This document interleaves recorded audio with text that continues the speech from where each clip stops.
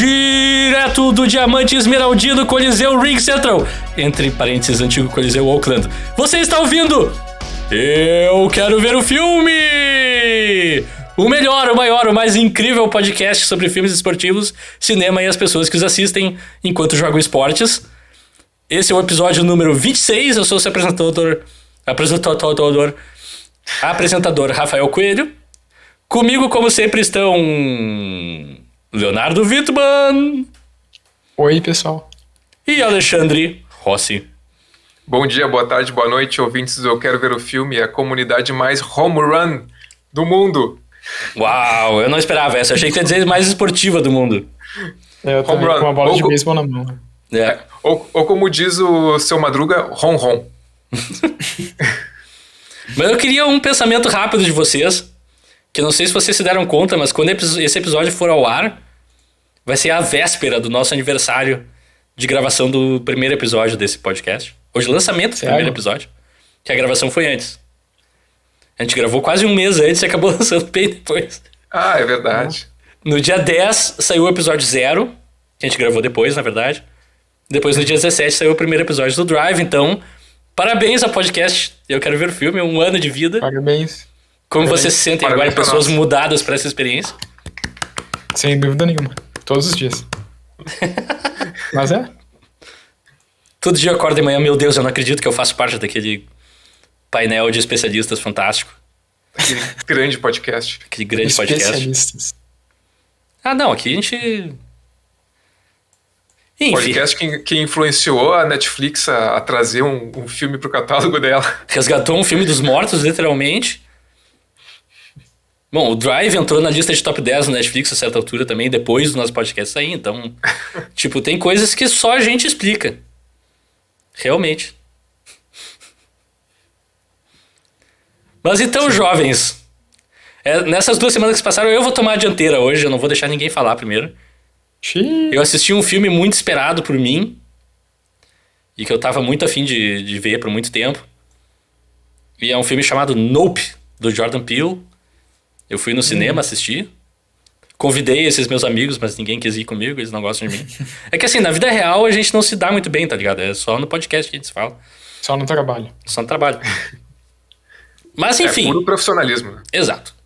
Mas enfim, cara, no Nope eu achei um filme bem legal, extremamente tenso, e eu não vou falar absolutamente nada porque é um filme que tem que ser visto pra ser crido, e tudo é spoiler, literalmente. Só quero dizer assim, o Daniel Kaluuya faz uma atuação fantástica de novo. Ah, ele é muito bom. Ele é muito bom, e nesse filme ele faz... Tá, isso eu vou falar muito pouquíssimo spoiler. Ele faz um personagem meio introvertido, que não fala muito. Só que os trejeitos que ele traz, tudo é muito bom. E é muito engraçado, em momentos. Uhum. Então, tipo, assistam. Mas vale a pena. Nope é o filme, talvez o filme de terror desse ano. Não vi todos ainda, tem coisa ainda pra sair que parece legal, mas esse tá bem massa. E seguindo a roda, então, quem é que ia tomar a dianteira agora, falar de algo? Que conciso que tu foi, É que aquele negócio, né, cara? O que eu vou falar? A história do filme... Não posso falar. Os personagens, é melhor não falar muito também. Daí não sobra muito. Eu falar que tu viu mais coisas, mas tu não gosta de filmes, então tudo bem. Não, eu vi 2 séries também, mas eu vou guardar elas para o momento que o Alexandre for intervir no episódio. Não, mas eu achei legal, a tua explicação, Rafael. É tipo, basicamente, assistam. É bom pra encorajar as pessoas a assistirem o filme, entendeu? É uma explicação que quem não viu o filme também poderia dar. É verdade. Mas... Não sei, Eu vou dizer assim... Sobre o Nope eu gostaria de dizer assistam. Eu não assisti e eu gostaria de dizer assistam. Não, mas é que tipo, eu quero dizer no sentido de que tem filmes que às vezes é melhor tu não saber muito mesmo. Não, esse é total. Tu chegar no cinema e ser surpreendido. Não, Farol é melhor tu saber e não ver. Ou isso. A gente não começa. Nosso episódio aqui de aniversário e tal, de introdução ao nosso aniversário. Não vou criar discórdia. Discord. Mas eu vou dizer assim, o Nope talvez seja meu filme favorito do Jordan Peele no momento. Ok. Forte, hein? Eu acho que muita gente... Todo mundo praticamente no planeta vai discordar de mim. Mas eu tenho motivos muito específicos pra isso.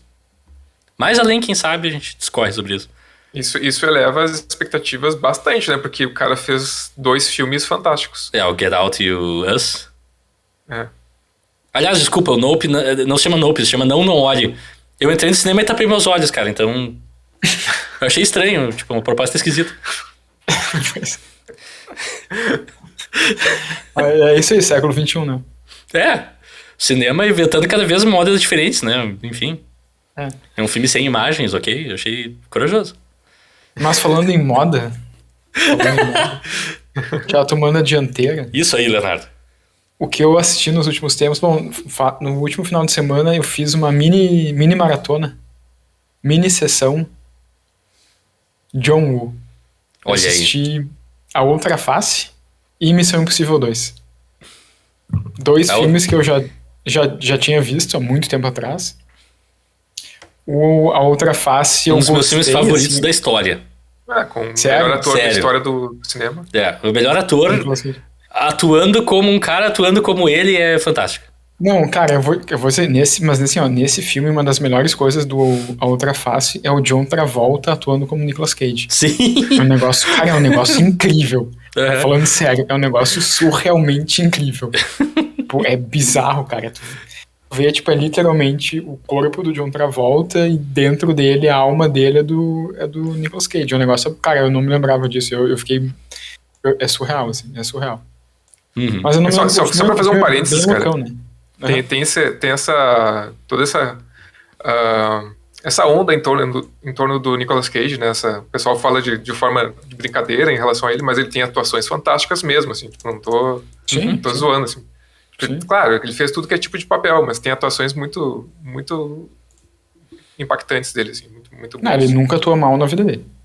É verdade. Eu não ironicamente adoro o Nicolas Cage e talvez um pouco ironicamente digo que é o melhor ator em atividade no planeta. Pode ser. Por que não? É que ele virou meme com algumas atuações dele, né? Também, então tem toda essa brincadeira em torno disso. Mas é um baita ator mesmo. Que mais, Leonardo? Bom, viu A Outra Face? Eu achei E o pior Missão Impossível? Assim. Não, só um pouquinho, Rafael, me respeita. Eu tô te respeitando, eu achei tô Outra respeitando Face o filme. Um loucaço, e depois eu fui ver a obra-prima do John Woo, que é o Missão Impossível 2, que é o melhor, assim, o Missão Impossível 1 é muito bom. Peraí, tu já viu Hard Boiled? Do John Woo? Não, nunca vi. Esse é a obra-prima do John Woo, esse tem que assistir. Sei, não, mas eu vi um outro, é que assim, eu sou norte-americanizado, né, eu só vi os filmes norte-americanos dele. Eu vi um outro com o Chow Yun-fat e a Mira Sorvino, que não me lembro qual é o nome, mas esse eu vi há muito tempo. A Queima-Roupa, acho que é. Pode ser? Não sei, mas eu vi há muito tempo atrás, mas enfim. O Missão Impossível 2, o que eu acho legal é que, tipo, o Missão Impossível 1 tem uma proposta, tipo, é dirigido pelo Brian De Palma, tipo, o roteirista é o Robert Town, que é um roteirista bem famoso, que, enfim, foi roteirista do Chinatown e tal. E o Missão Impossível 1 é um filme mais de intriga, assim, um filme mais, tipo, agente secreto, mistério. E o Missão Impossível 2, do John Woo, e também com o roteiro do Robert Town, é tipo, é um filme de ação, assim. É mais um filme de ação do que um filme de intriga, mas, tipo, é um filme de ação poético. Não, é um filme pipocão no início dos anos 2000 total, assim. Não, cara... Toca Limp Bizkit na trilha sonora. Mas é aí que tá. É que esse filme, Missão Impossível 2, é um filme que me marcou muito. Porque, tipo, primeiro, porque eu nunca me esqueço de umas cenas iniciais do filme, que é o Tom Cruise, tipo, escalando montanhas. Não sei como é que é o nome daquele esporte, não me lembro agora. Mas é aqui tu escala montanhas Escalada? sem cabos, assim. Eu não sei se é escalado, acho que tem um outro nome. É hiking, talvez? Não é hiking. Não, hiking é caminhar. É um que tipo, tu vai tocando tipo, tu vai... tô ligado. Tateando a rocha pra ver onde tu pode botar a mão, onde tu pode botar o pé. Daí tem, tipo, um pozinho que tu bota na mão pra ajudar na fixação. Não é solo alguma coisa? Eu não sei. Free Solo, não é isso? O Free Solo é um documentário sobre esse esporte. E Solo é um filme de Star Wars. Muito bom, por sinal. Pior que é bom. Mas enfim, cara, e essa cena do Tom Cruise escalando, tipo, tu vê no começo do filme que não tem efeitos especiais, tipo, é realmente ele escalando. Eles filmaram o Tom Cruise escalando uma montanha, talvez ele tenha usado cabos, mas ele tenha apagado na pós, não sei, mas assim, é uma cena que me marcou muito, assim, dele escalando essa montanha, daí chegando no topo e daí vindo uma mensagem pra ele aceitar uma missão. Mas, enfim, e cara, eu acho um filme muito divertido. Eu acho um filme muito divertido, tem pra mim a marca do John Woo, e eu nunca me esqueço de uma cena no final do filme. Que é plano de pombos, isso tem um plano de pombos, isso eu lembro. Sim, cara, mas é exatamente esse. Na outra face também tem. Sim, porque eu assisti um depois do outro. Sim, em ambos os filmes tem pombos, em ambos os filmes tem pessoas usando máscaras fingindo ser outras pessoas. Porque, tipo, o Tom Cruise faz isso no Missão Impossível 1 e também no 2, mas no Missão Impossível 2 o vilão do filme se disfarça de Tom Cruise 2 vezes. Tipo... Levemente um spoiler, mas ok. Eu vou deixar passar isso. Não, mas, cara, não, isso é revelado no começo do filme. No começo do filme tu vê aparece Tom Cruise e depois, assim, logo depois é revelado que não é o Tom Cruise, é o vilão do filme. Mas é que esse filme me marcou muito por causa de um plano, que é pro final, assim, que é uma porta pegando fogo, e daí o Tom Cruise, tipo, passa por essa porta, assim, tipo, todo um equipamento de, sei lá, agente secreto, que tá numa missão, de touca e tal, e ele passa por essa porta com fogo, tipo, ele não atravessa ela, mas ele tipo, passa na diagonal, assim, e junto com ele passa um pombo branco. E daí, tipo, sabe, o símbolo da paz no meio da violência. É que, assim, eu me lembro quando eu vi esse plano pela primeira vez. Cara, eu tinha o quê? Foi em 99 isso. Eu tinha 13 anos, eu acho. Daí imagina tu ver isso no cinema, tipo, é um filme de ação que tem um cara com uma arma, mas ao mesmo tempo passa um pombo branco e, tipo, é um negócio super poético. Eu me lembro que aquele plano específico meio que virou uma chave em mim, de certa forma, sabe? Eu acho que pensei, o cinema, tipo, pode ter um filme de ação que também é poético, como assim? Sabe? Pra mim teve essa... O Leonardo virou aquele momento, gif do Leonardo DiCaprio apontando. Teve esse momento, assim, pra mim. Mas também acho que foi o primeiro filme que, tipo, eu me lembro de ter assistido, saí do cinema 20 minutos depois, eu não me lembrava mais que eu tinha assistido esse filme. Você sabe aquele filme que tu assiste, daí tu simplesmente esquece depois que tu assistiu. E eu me lembro que na época eu li naquela revista Herói, que acho que existia. Herói Brasil, sim. Que, cara, depois Herói Gold. Eles comentaram a mesma coisa no review desse filme. Missão Impossível 2 é um filme que depois de 20 minutos tu esquece que tu assistiu. E foi exatamente isso que aconteceu comigo antes de ler na revista. Mas vou te dizer, cara, eu gosto muito desse filme. Eu vou confessar que eu tenho esse problema com quase todos os filmes, cara. Eu assisto os filmes e daí passa um tempo e tu vai perguntar se eu gosto ou não. Cara, eu só lembro que eu gosto do filme. E eu não lembro exatamente por quê. Eu tenho que rever o filme pra ver, é por isso aqui que eu gosto desse filme. Eu não lembro, eu não sei exatamente pontuar, alguns filmes muito marcantes sim, mas tipo, eu esqueço muito, cara. Eu tenho que estar sempre relembrando. Daí às vezes eu revisito os filmes por causa disso. Sim. Quem ouve o podcast sabe que eu tenho uma memória meio... Mas geralmente assim dura um tempo, alguns meses até eu esquecer. A não ser que o filme seja muito esquecível. Né? Tem filmes que tem um grau maior disso mesmo. Mas agora... Mas é isso. Esse negócio de esquecível agora me lembrou um filme que eu não ia falar aqui, mas agora, enfim, me inspirei. E vou precisar da ajuda do Leonardo. É um filme alemão, dirigido pelo Wolfgang Peterson em 1981, chamado Das Boot. Das Boot. Isso, né? Nunca assisti. Mas sabe exatamente que filme eu tô falando, que é surpreendente. Cara, é um filme impressionante. Assim, é totalmente contrário a tudo que eu gosto de cinema. Basicamente é um filme sobre uma equipe de submarino durante a Segunda Guerra Mundial. São marinheiros alemães, nazistas no caso, e mostra o dia a dia deles dentro de um submarino, o horror que é aquele negócio. E tipo, é 3 horas e meia de claustrofobia, gente pedindo licença pra passar, cara perdendo a mente e querendo abrir a escotilha do submarino enquanto tá debaixo d'água. Tipo, é um pavor, assim, um dos filmes mais intensos que eu vi em bastante tempo, e eu adorei. É aquele negócio, assim, tu tá acostumado com um filme americano de guerra e tal, que quando mostra um submarino, eles descem debaixo do mar e viram deuses e destroem tudo que tem em cima e não sei o quê. Nesse filme, pra começo de conversa, na Segunda Guerra Mundial, o submarino descia, podia ficar 24 horas, eu acho, debaixo d'água, e depois tinha que subir de novo.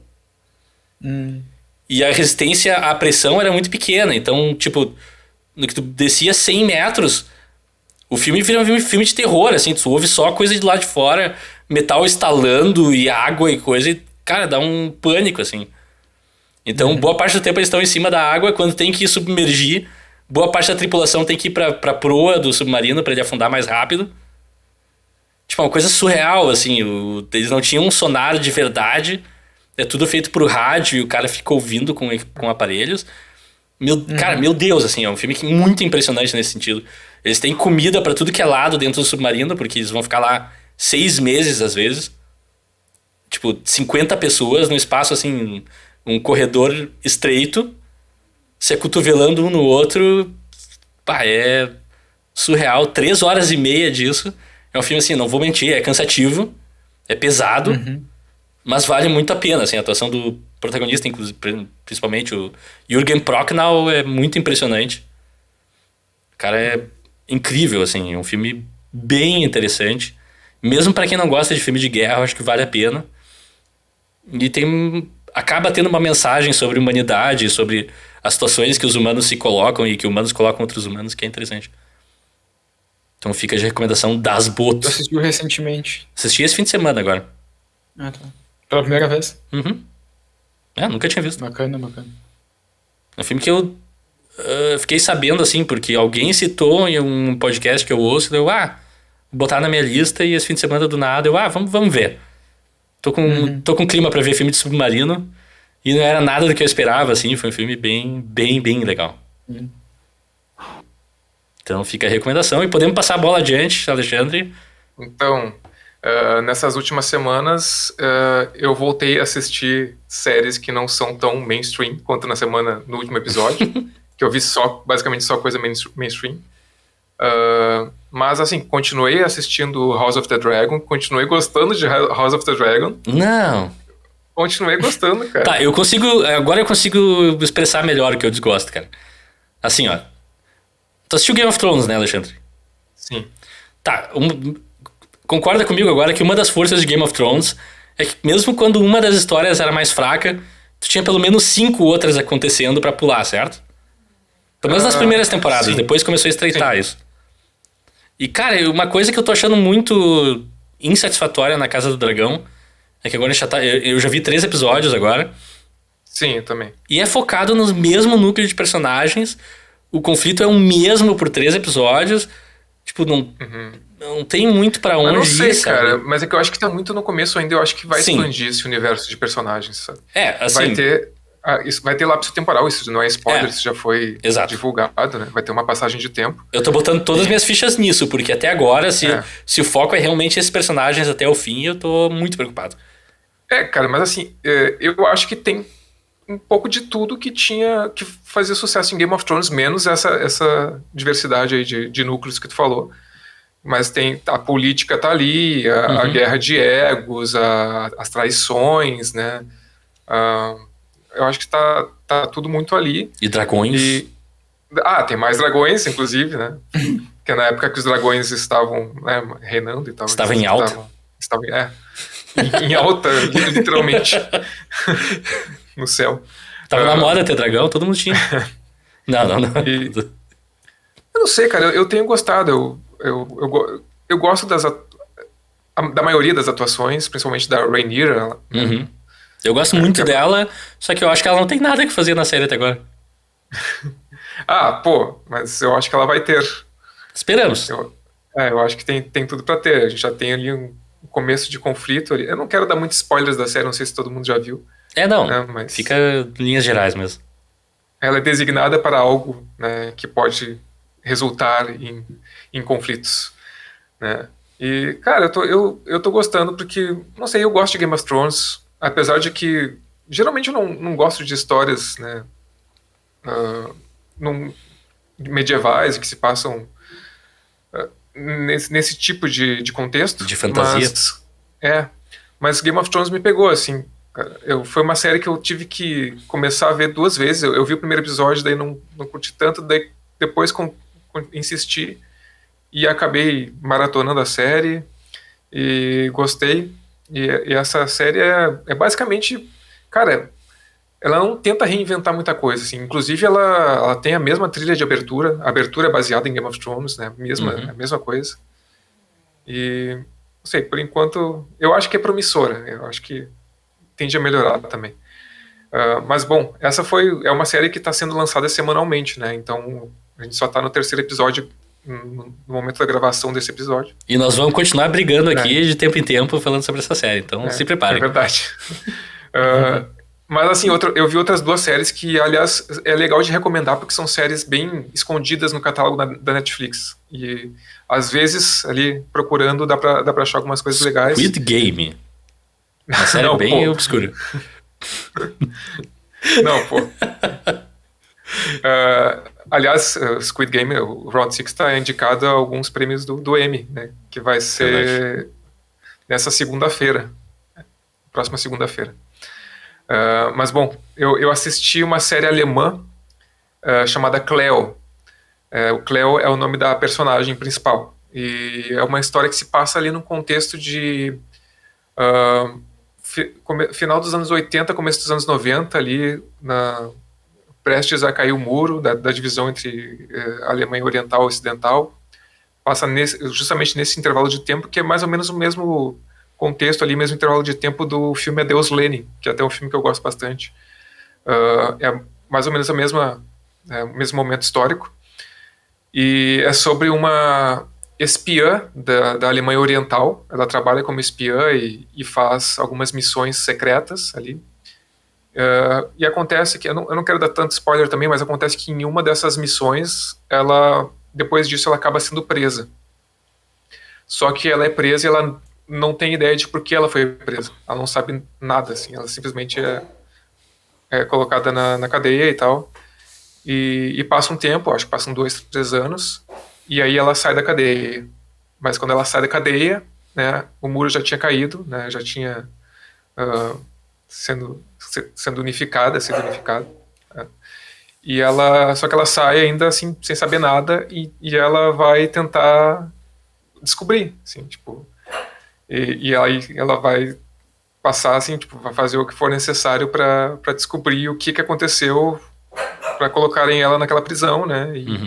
E bom, eu achei uma série bem interessante, a atuação muito legal da protagonista, e a personagem muito carismática, e assim, relatando, parece uma série de, sei lá, drama policial e tal, mas ela é uma série muito cômica também, é uma série que tem um misto de gêneros ali, tem suspense, tem drama, tem comédia, ação policial. Achei muito legal a série. Recomendo bastante, assim. Ela é uma série que vai crescendo também, ela vai ficando mais interessante. E a outra série da Netflix que eu vi, aí a Cleo é uma série, ela tem, inclusive ela termina com um gancho para a segunda temporada. Assim, não vou dizer o que, obviamente, mas ela termina pressupondo que vai existir uma segunda temporada. A outra série que eu vi é uma minissérie bem curtinha, de 4 episódios só. Chamada Ollie, o Coelhinho Perdido. Né? Que é, cara, muito queridinha essa série. É uma série... Animação? É uma série de... ela mistura animação com live action. Que legal. É sobre um coelhinho de brinquedo, um coelhinho de pelúcia, assim, um coelhinho feito em casa, na verdade. Mas é um brinquedo. Já gostei. Filmes sobre coelhos, geralmente eu me identifico mais. Bom, tem, da família, né?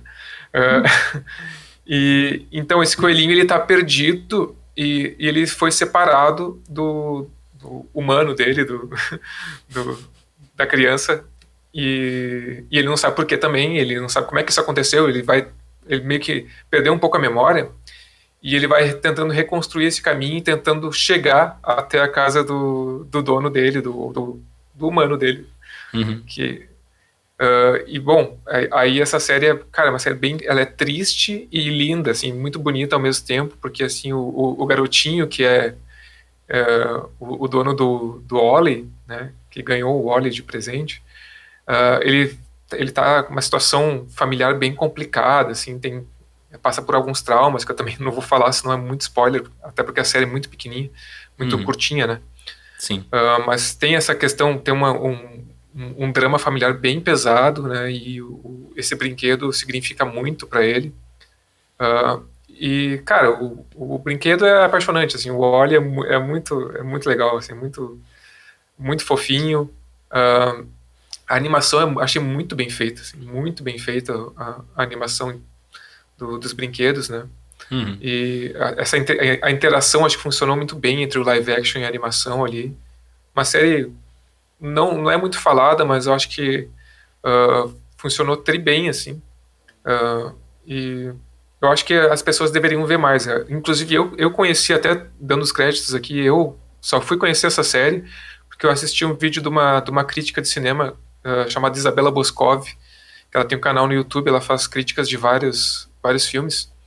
E ela inclusive falou, esse filme, essa série aqui não tá ninguém assistindo e deveriam assistir porque é uma série assim emocionante e muito bonita.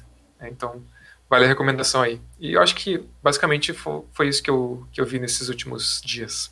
E por falar em série que ninguém tá assistindo, eu assisti também, pra finalizar aqui o quadro, eu assisti o Anéis do Poder. Os primeiros 3 episódios, acho que já também tem. Saíram 2 no primeiro dia e depois mais um. E assim, me lembra bastante A Casa do Dragão, em sentido de que é uma série de fantasia, prequela de uma obra pré-estabelecida e que também até agora é meio meh. Tipo, mais do que A Casa do Dragão, parece que tá preparando pra alguma coisa maior, assim, então já é por si só um pouco mais interessante. E tem o mundo da Terra-média, que eu gosto muito, então isso é um plus, assim. Eu gosto das personagens, como elas estão retratadas na série, eu gosto também. Mas até agora também, a história tá bem lentinha, assim, eu tô... É surpreendente, por que eles fazem essas séries com tanto orçamento, tanta coisa, e daí demoram pra fazer algo realmente empolgante, ou ter uma grande cena, ou coisa assim, enfim, até agora... Teu nível de exigência tá bem alto, hein, Rafael? Eu tenho... A Mulher Hulk, por exemplo, pra mim tá entregando todo episódio. Então, cara, não é... Eu vou te dizer que... Eu vou ser sincero. Eu assisti o 2º episódio de Mulher Hulk e, cara, eu não consegui. Achou uma porcaria. Fala a verdade, tu achou uma porcaria. Fala a verdade. Não, eu não achei uma porcaria, cara. Aí é que tá. É que é a fórmula Marvel, entendeu? Sim, total. Essa série não tem nada de tão diferente de pior do que as outras, entendeu? Ela só não funciona pra mim. E eu sei que é uma coisa assim... É pra mim, entendeu? Tem muita gente que gosta, tem muito público. E assim, eu queria ter continuado. Talvez até continue a assistir essa série, porque eu já falei no episódio anterior, eu gosto muito da atriz. E eu acho que ela tá bem, entendeu? Que é a Tatiana Maslany. Tá muito bem. Mas eu ainda não me conectei muito com a série. Mas assim, acho que ainda vou continuar. Acho que Tu viu o Tim Robbins? Não, qual é o nome dele? Tim Roth? Tim Roth, esse mesmo. Tim Roth. Grande ator. O Tim Roth, quando aparece na série, é totalmente surreal a aparição dele. E muito bem, muito legal. Não sei, nos episódios tu viu se ele chega a aparecer? Acho que no final do 2, não? Acho que é no final, bem no finalzinho do episódio que eu vi. Então vê pelo menos o terceiro, que eu acho que vai te divertir. Não, mas ele aparece porque ele é o vilão do filme do Hulk. Exato. E ela tem que representar ele num caso de... Cara, assim, eu não assisti o 3º episódio, mas só pra citar aqui, eu vi que deu uma polêmica, pelo menos eu vi no Twitter. Ok, fala. Que pessoas criticaram uma cena de dança que tem no 3º episódio. Um easter eggzinho, uma cena pós-créditos, tipo, totalmente... É bobagem, não cai, né? Eu também... Mas criticaram por quê? Não sei, eu só vi que tinham pessoas criticando a cena porque a She-Hulk tava dançando, eu achei ridículo, assim. Daí o pessoal tava falando, tem várias cenas de dança na Marvel e o pessoal nunca falou nada. Agora que tem uma cena de dança na She-Hulk e o pessoal tá criticando, reclamando. Mas tem tido todo tipo de crítica sem fundamento pra, tipo, Anéis do Poder também, que mostra personagens que historicamente no Senhor dos Anéis não são personagens que vivem grandes aventuras e coisas assim, pelo menos na história, no que tange ao Senhor dos Anéis. E são retratados mais como guerreiras nessa série. Mas, cara, eu não caio nessa bobagem. Eu acho que é muita gente de más intenções mesmo tentando poluir discurso, assim, sabe? Tipo, a cena da She-Hulk é só um easter egg, cara. É um troço pós-crédito, não tem nenhuma relevância com a história. Não me incomoda, achei divertido. Segue a vida, tá ligado, né? Eu tô justamente realmente não entendi por que as pessoas estão criticando essa cena, entendeu? Tipo, eu não vi a cena, mas eu vi algumas fotos, algumas imagens, assim, isoladas da cena, assim, tipo, momentos, e não, sei lá, realmente não compreendo essa revolta que gerou. É gente idiota de internet, vamos dizer assim. E se tiver alguém que concorda com essas críticas, estiver nos vendo, já vai embora, a gente não te quer aqui. Nossa senhora. Mas é verdade, tipo, sei lá. Enfim, e chegamos aqui ao fim desse quadro, super amigável. E nós super diplomático e amigável. Super diplomático, Vamos fazer a gente se vê no próximo bloco. Vamos fazer uma pausa rapidinha, assim, para reconcentrar as nossas energias, focar um pouco mais. E nós voltaremos para falar sobre o filme O Homem que Mudou o Jogo. Moneyball. Dizem que é um grande filme, eu tenho minhas dúvidas. Mas enfim, em 15 minutinhos voltaremos. Fica um abraço para todo mundo. 15 minutos ou 15 anos? Daqui a 15 anos a gente volta. 15 horas. Para as pessoas que ouvirem vai ser um segundo. Pra gente vai ter passado uma vida. Sim. A gente vai estar totalmente diferente quando voltar. Daqui uma vinheta a gente volta.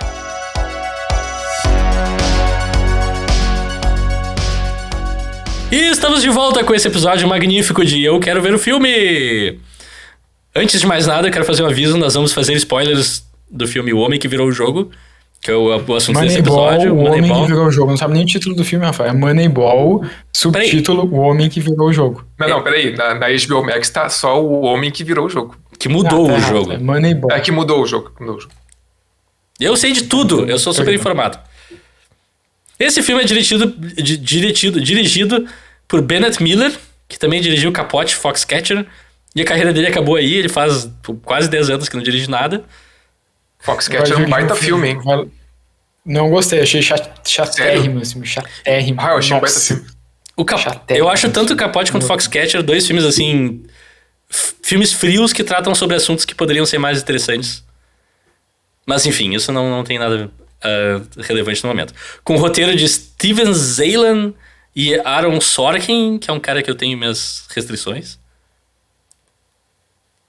Mas enfim, vamos lá. Moneyball, o homem que virou o jogo. Moneyball, o homem que mudou o jogo. É a história de Brad Pitt, que é Billy Bean, um ex-jogador, agora manager do time de beisebol Oakland Athletics, e ele odeia perder. É início de temporada. Com pouquíssimo orçamento e perdendo seus principais jogadores para outros times, ele se vê limitado pela mentalidade antiquada dos fósseis que fazem parte de sua equipe de scouting. Um dia, ao se reunir com os dirigentes do Cleveland Indians, Billy conhece Peter Brand, um novato formado em economia por Yale, que poucos ouvem nos Indians, mas que diz ter um sistema inovador, baseado em dados e números e coisa e tal, para fazer scouting de jogadores. Billy o contrata e segue as indicações para contratações aparentemente horrorosas. Tipo, ele contrata Chris Pratt, né? Isso já é, por si só, já é um criticável. É verdade. E após muito discutir com o treinador, que é o Philip Seymour Hoffman, que não escala os jogadores que ele negocia, que não escala os jogadores que ele contratou, ele negocia os jogadores favoritos do treinador para realmente colocar em prática o sistema de Brand.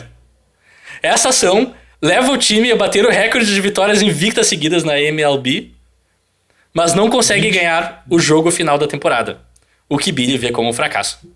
Ao final, ele nega um contrato milionário com os Red Sox e segue buscando a sua vitória no último jogo pelos Athletics, na temporada seguinte. Enquanto isso, os Red Sox, utilizando-se do novo método de Brand, acabam com 86 anos sem ganhar título no ano seguinte. Sim, é isso, o episódio de hoje fica por aqui. Eu queria fazer... Eu tentei sintetizar, mas é que não tem muito como sintetizar. Tá bom. Mas tá bom. Mas a gente vai entrar em detalhes agora, né? Diga. Sim, isso. Tá, o primeiro detalhe que a gente vai entrar, então, é que esse sistema, essa metodologia do Peter Brand, na verdade, não é ele que criou, né? É de acho que também um economista chamado Bill James, que escreveu um livro. Escreveu um livro sobre... Acho que o livro se chamava Moneyball, não sei. Sobre esse sistema mais baseado em matemática, né? De como fazer o scouting de jogadores. Sim. Que é um sistema que funciona pra todos os esportes, menos futebol, né? Não, cara, na real, não necessariamente. Se eu não me engano, tem um time da primeira divisão da Inglaterra, o Brentford, que se eu não me engano, eles fazem alguma coisa parecida com o Moneyball. Sim, Massa. sim. Mas enfim, vamos lá. Qual é a relação de vocês com o Moneyball, o homem que mudou o jogo? Quem Então, quer começar? Acho eu- que... Tá, eu vou contar um bastidor aqui muito rápido. Alguns anos atrás, um amigo meu muito querido, que eu não vou citar aqui o nome, me emprestou o DVD desse filme, que ficou na minha casa por aproximadamente uns 3 anos, e eu nunca assisti. Eu fui assistir agora, essa semana, ontem. Então, tipo, é tudo que eu tenho a declarar. Minha interação com o filme é só essa, eu vi ontem. Apesar de ter ficado com o DVD, eu olhei pro DVD várias vezes, mas nunca botei ele em um player. Sim, mas o DVD já tá de volta comigo, né? Já. Faz tempo. Já devo vir. Peraí, com o meu amigo misterioso, que eu não citei aqui, né? Que não sou eu. Não é tu. Não, porque a gente não é amigo na vida real. É, exato. Não. A gente é tipo um time de esporte, a gente se dá bem só em campo, só no trabalho, mas É fora- verdade. Exato. Isso quando a gente consegue acertar os passes, né? Eu passo a bola pro Leonardo, às vezes ele derruba, de propósito, então pra fora. Mas então, Leonardo, qual é a tua relação com o Moneyball, o homem que virou o jogo? Cara, minha Mudou relação o com o jogo. Moneyball é uma relação muito afetiva, cara, muito próxima. Eu me lembro que a primeira vez que eu assisti esse filme foi em 2012, então 10 anos atrás, e eu assisti no estrangeiro. Eu assisti em Coimbra, em Portugal. Bom lugar. Eu tava com uma agora uma ex-namorada minha, mas namorada minha na época. E a gente foi no cinema assistir Moneyball, num dos shoppings de Coimbra. Uhum. E eu me lembro que eu gostei muito desse filme quando um adendo, esse foi o primeiro filme que eu vi na minha vida que teve um intervalo no meio da sessão. Tipo, Uau. sei lá, tipo, não sei quanto tempo de exibição foi, digamos, foi 1 hora. Mas nem é um Aí filme teve um longo. intervalo de, sei lá, 15, 20 minutos para as pessoas, sei lá, irem no banheiro, comer alguma coisa e voltarem. Pois é, não é um filme tão longo, né? É, o filme 2 horas e mas 15, teve 2 horas isso, e né? 15 e pouco. não é particularmente Mas longo, teve né? um Mas... intervalo no meio. E foi a primeira vez que eu experienciei isso, assim. Acho que depois eu vi outros filmes no mesmo lugar e acho que também teve isso, assim, esse intervalo. Enfim, essa foi a primeira vez que eu assisti o filme e eu me lembro que eu gostei muito, assim, da primeira vez que eu assisti. E uma semana depois, quando eu já estava de volta pro Brasil, eu convenci a minha mãe e meu irmão a assistirem comigo, de novo. E eles acharam... Mas enfim, eu gosto muito desse filme, eu gosto muito de, assim... Por exemplo, no futebol, eu sou um cara que eu sempre torço pro time menor, pro underdog, como dizem. Tipo, eu sempre torço pro time menor, eu sempre torço pro time menor Sim. fazer um milagre, ser campeão de alguma coisa ou ganhar um jogo impossível contra o time milionário. E sei lá, eu acho por isso que eu gosto muito do Moneyball, mas eu também gosto um pouco da história do personagem do Brad Pitt, sabe, o Billy Bean, que é um cara que tentou ser jogador, não conseguiu, daí seguiu tentando até que se tornou um manager, né? E meio que é isso, assim, né? Ele não ganhou um título, né? Mas a metodologia que ele usou meio que mudou o jogo, assim, sabe? A maneira que Sim. se via beisebol. Então ele meio que deixou um legado para o beisebol todo, sabe? Então, tipo, isso até para mim é mais importante do que um título, assim.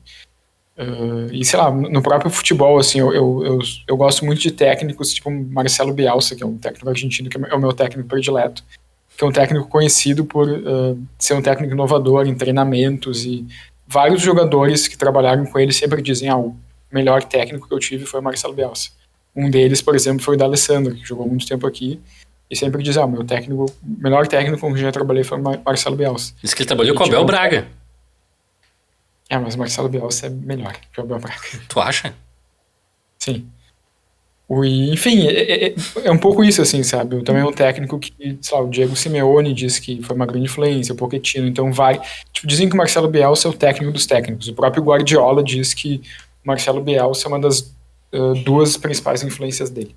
Mas, enfim, fecha parênteses, voltando para o Moneyball. Então é um pouco isso, eu gosto dessa ideia de um trabalho que não necessariamente, né, trouxe um título, que pode ser algo mais efêmero, mas deixou um legado, sabe? Tipo, ele realmente mudou o jogo. Uhum. Então eu gosto desse tipo de história. Então, cara, a minha relação com o filme acho que é um pouco parecida, assim, pelo que eu ouvi do Leonardo falar.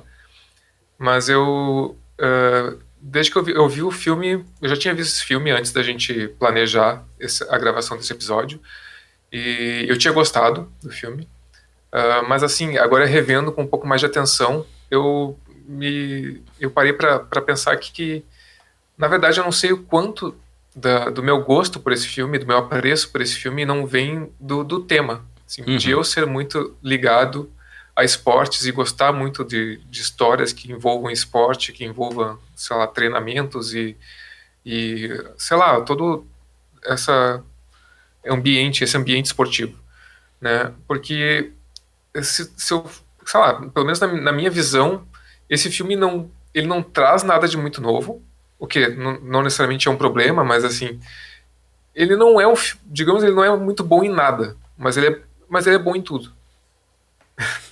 Entende? Cara, o Leonardo foi muito bom. Ele não é muito bom em nada, ele não tem nada. Ele não é bom em nada, mas ele é bom em tudo. Fecha aspas, tipo Alexandre Rossi. Não, ele não é muito bom em nada, mas ele é bom em tudo. Entendeu? Sim. Tá. Foi quase eu dizendo que Mortal Kombat é o melhor e pior filme de 2021. Mas também é o melhor filme de 2021. Não, cara, é que assim, eu quero dizer, ele não tem uma fotografia estupenda, ele não eu tem... Discordo, eu discordo. Eu acho que ele tem planos muito bonitos, a fotografia em si é meio... ele não tem... Eu acho que ele tem uma direção cumpridora, uma direção sólida, mas também não vejo nada disso. Ele tem construções de personagens que são sólidas, só que não são, tipo, nada de... a história do cara que um dia foi um jogador, que tem um passado traumático e hoje ele é um técnico. É uma coisa que é uma construção de personagem recorrente, só que é bem feita, assim. Eu digo que não é nada... Ele não é um filme revolucionário em nenhum aspecto. É mais isso que eu quis dizer. Mas não precisa ser, né? Não precisa ser. Eu quero dizer, não é um filme espetacular. Assim. Mas eu não sei se... Não, é que eu gosto bastante do filme, mas o que eu tô tentando dizer é que a minha relação com o filme, ela não depende dos aspectos técnicos, entendeu? Ela não é muito ligada... Eu acho que a melhor maneira de expressar isso é assim, entendeu? Tipo, eu não me encantei por nenhum aspecto técnico desse filme, assim, tipo... É muito pelo tema e pela... Eu acho que ele é competente em contar essa história. E não precisa ser muito mais que isso. Eu não estou dizendo que ele precisa ser grandioso, que ele precisa ter planos maravilhosos e tal. Eu acho que ele é competente no que ele se propõe, e como ele se propõe a uma coisa que eu me relaciono muito, que é o esporte, eu acabo gostando bastante. Então é mais isso. Tá, então antes de dar a minha opinião, então eu vou abrir um parênteses rápido e dizer, primeira coisa, eu gostei do filme, tá? Como filme, eu estive entretido por 2 horas e pouco, mas assim, tem coisas que pra mim são, como é que eu vou dizer, em vários aspectos, como o Alexandre falou, assim, tecnicamente, é um filme que não chega ao seu potencial com um tema tão bom quanto ele tem, quanto uma pauta, digamos, tão boa quanto ele tem. Tipo, a introdução de estatísticas na avaliação de jogadores podia ser uma história muito mais legal do que acaba sendo pra mim, um pouco.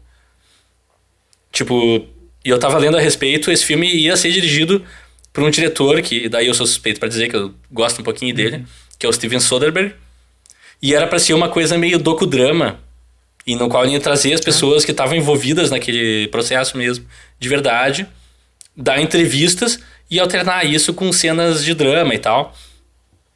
E talvez isso seria um filme mais interessante, por assim dizer, não sei. Pra mim, o principal problema é que o filme acaba focando num personagem que, assim, eu não tenho muito interesse no tal do Billy Bean, sabe?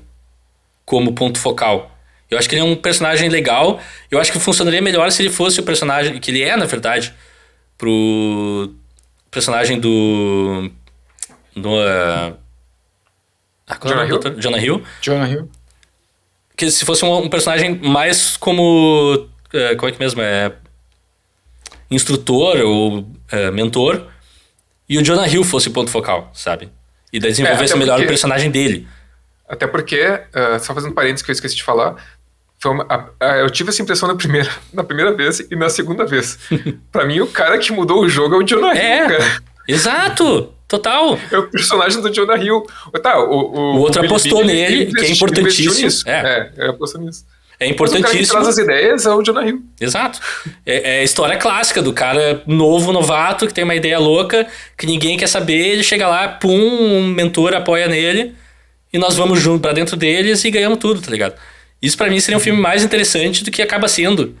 Porque tem todo o drama familiar ali do Billy Beane, que pra mim é pouco interessante. A cena que a gente tem dele falando com o padrasto da filha dele é, tipo, não acrescenta nada pra mim. A cena com a filha dele acrescenta muito pouco. Eles pegaram uma guria que canta muito bem, e daí ela se sente insegura, e quando começa a cantar é fantástico. Então, tipo, tu fica, por quê?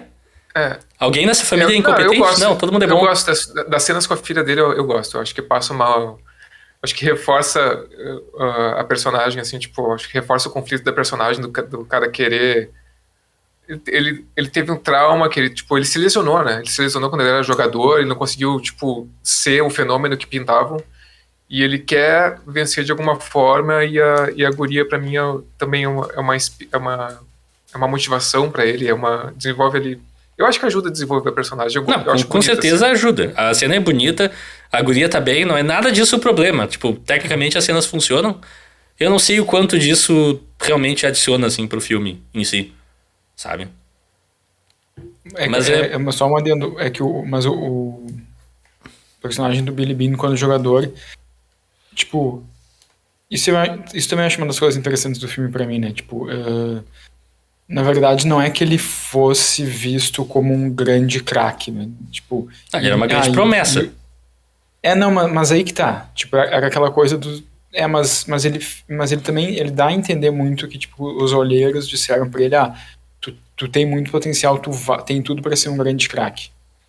Mas aí depois, ao mesmo tempo, o Billy Beane, ele pergunta pro Peter Brand, tu teria me escolhido na primeira rodada? Essa é uma das cenas mais geniais do filme. E o Peter Brand fala, não, eu teria te escolhido, sei lá, na 10ª rodada, sem... Na 6ª rodada, sem bônus. Na 6ª rodada, isso, ou seja... Só pra abrir um parênteses rapidinho e explicar pras pessoas, o jeito que o drafting americano funciona é por turnos, daí se escolhe uma ordem pros times escolherem os jogadores, e cada rodada vai decrescendo o salário do jogador. Então, tipo, tu quer ser escolhido nas primeiras rodadas pra ter um salário X. Se tu for escolhido a partir da rodada tal, tu já vai ter um salário bem inferior, por exemplo. Então isso é muito importante, assim. Esse pra mim é o ponto-chave do filme. Essa cena, pra mim, talvez seja a grande cena do filme. Pra mim, assim, eu concordo com vocês, porque, assim, é ali que o personagem do Billy Beane, né, que é o Brad Pitt, ele meio que reconhece o quanto... Pra mim, o ponto central do filme é essa questão do conservadorismo em relação ao esporte. Tipo, ninguém vai mudar esse esporte aqui, ninguém vai mudar. E o quanto as pessoas escolhiam baseado em coisas não importantes, em feeling, quão bonito o cara é, quão bonita a namorada do cara é. E o quanto isso acabou... E como o Billy Beane reconhece que isso acabou influenciando e negativamente na carreira dele, nas escolhas dele enquanto jovem. Porque ele também tinha a possibilidade de escolher entre fazer uma faculdade ou ser jogador profissional, e daí venderam para ele uma ideia de que ele era um craque baseado em achismos, em nada mais sólido. Porque viram ele fazer um bom jogo, basicamente. Exato. Ele tem todos os fundamentos, ele vai ser um grande jogador. Mas estatisticamente ele não seria. E isso acabou gerando desilusão para um cara, assim, gerando um trauma. Ele abriu mão de uma bolsa numa baita faculdade norte-americana para ser jogador de beisebol e não funcionou. Inclusive... Mas é exatamente isso que vocês estão falando, assim, eu acho que é interessante que o filme também diz, tipo, na verdade é um jogo de achismo, né? Também como um pouco é o futebol. Muitas vezes, esse cara vai ser um grande craque, não tem como prever isso, né? E também tem aquela cena que eu acho que é muito boa, do Billy Beane, já manager, tentando desenvolver essa ideia do Moneyball, quando ele é confrontado por um dos olheiros do clube, que é um dos olheiros principais, e também que foi meio mentor do Billy Beane, a gente dá a entender isso, que esse olheiro mentor diz, tipo, tu tá querendo implementar essa filosofia Moneyball porque tu tá mordido com o que aconteceu antes, tu quer agora destruir todo o sistema. E daí o Billy Beane retruca, não é isso. Mas agora não vem tu com esse papo de dizer que tu sabe como é que um jovem... se um jovem é assim, um grande jogador ou não. Eu sei que tu não sabe, tu nunca soube. Não tem como garantir isso. Então o Billy Beane como vocês falaram, ele é meio que um produto desse sistema, né? De tipo, tu vai ser um grande jogador. E o cara acredita naquilo. Mas depois, anos depois, vem o Peter Brand, olha de um jeito mais estatístico, de um jeito mais verdadeiro e diz, na verdade, tu era um tipo de jogador que não deveria ter sido escolhido na primeira rodada, e sim na sexta. Não. Sem bônus. Sem bônus. Mas só pra finalizar, daí vem minha outra bronca, é que esse filme eu tenho um roteiro de Aaron Sorkin, que é um cara que eu tenho problemas, assim. Não, e do Steve Zalian, são 2. Pode ser, mas é que assim, vendo o filme, eu juro, eu não li os créditos, eu não tava prestando atenção em quem tinha escrito nada assim. Lá pela metade do filme é que eu tava, cara, esse diálogo é muito Aaron Sorkin. Sério? E é um diálogo, assim, super seco, todo mundo fala frases de efeito, todo mundo fala aquela frase que tu queria... quando sai de uma reunião e pensa, eu deveria ter falado isso, é o que todo mundo nos filmes que o Aaron Sorkin roteiriza fala. O tempo inteiro. Uhum. Sim. É como se todo mundo soubesse exatamente o que falar no momento certo. E é uma coisa que pra mim fica meio cansativa e um pouquinho artificial, assim. Qual cena tu diz? Todas? Eu também não sou muito fã do Aaron Sorkin, mas sério? Todas as cenas com o Billy Bean, por exemplo, ele é um cara que, tipo, é retratado como, apesar de ter sido um jogador fracassado e tudo mais, ele é infalível nesse filme, né?